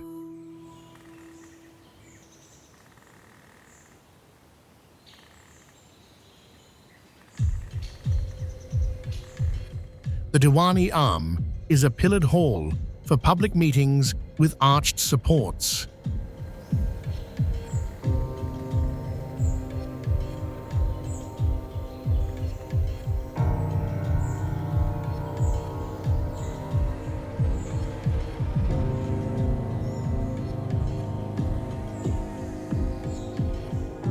Marble sections inside show inlaid stone flowers using gems, reflecting the palace's original opulence.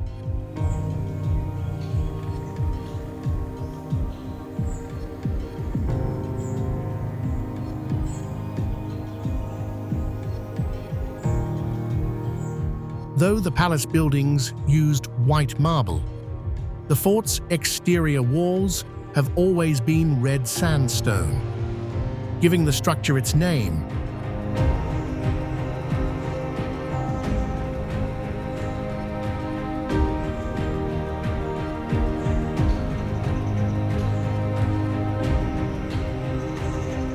The fort has hosted independence events every year since 1947.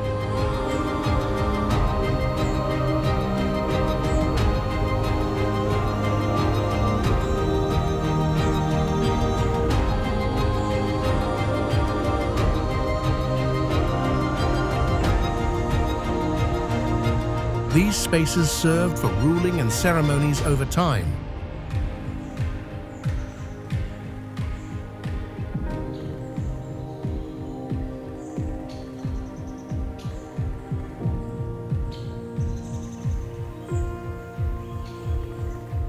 The building represents shifts in power through its history.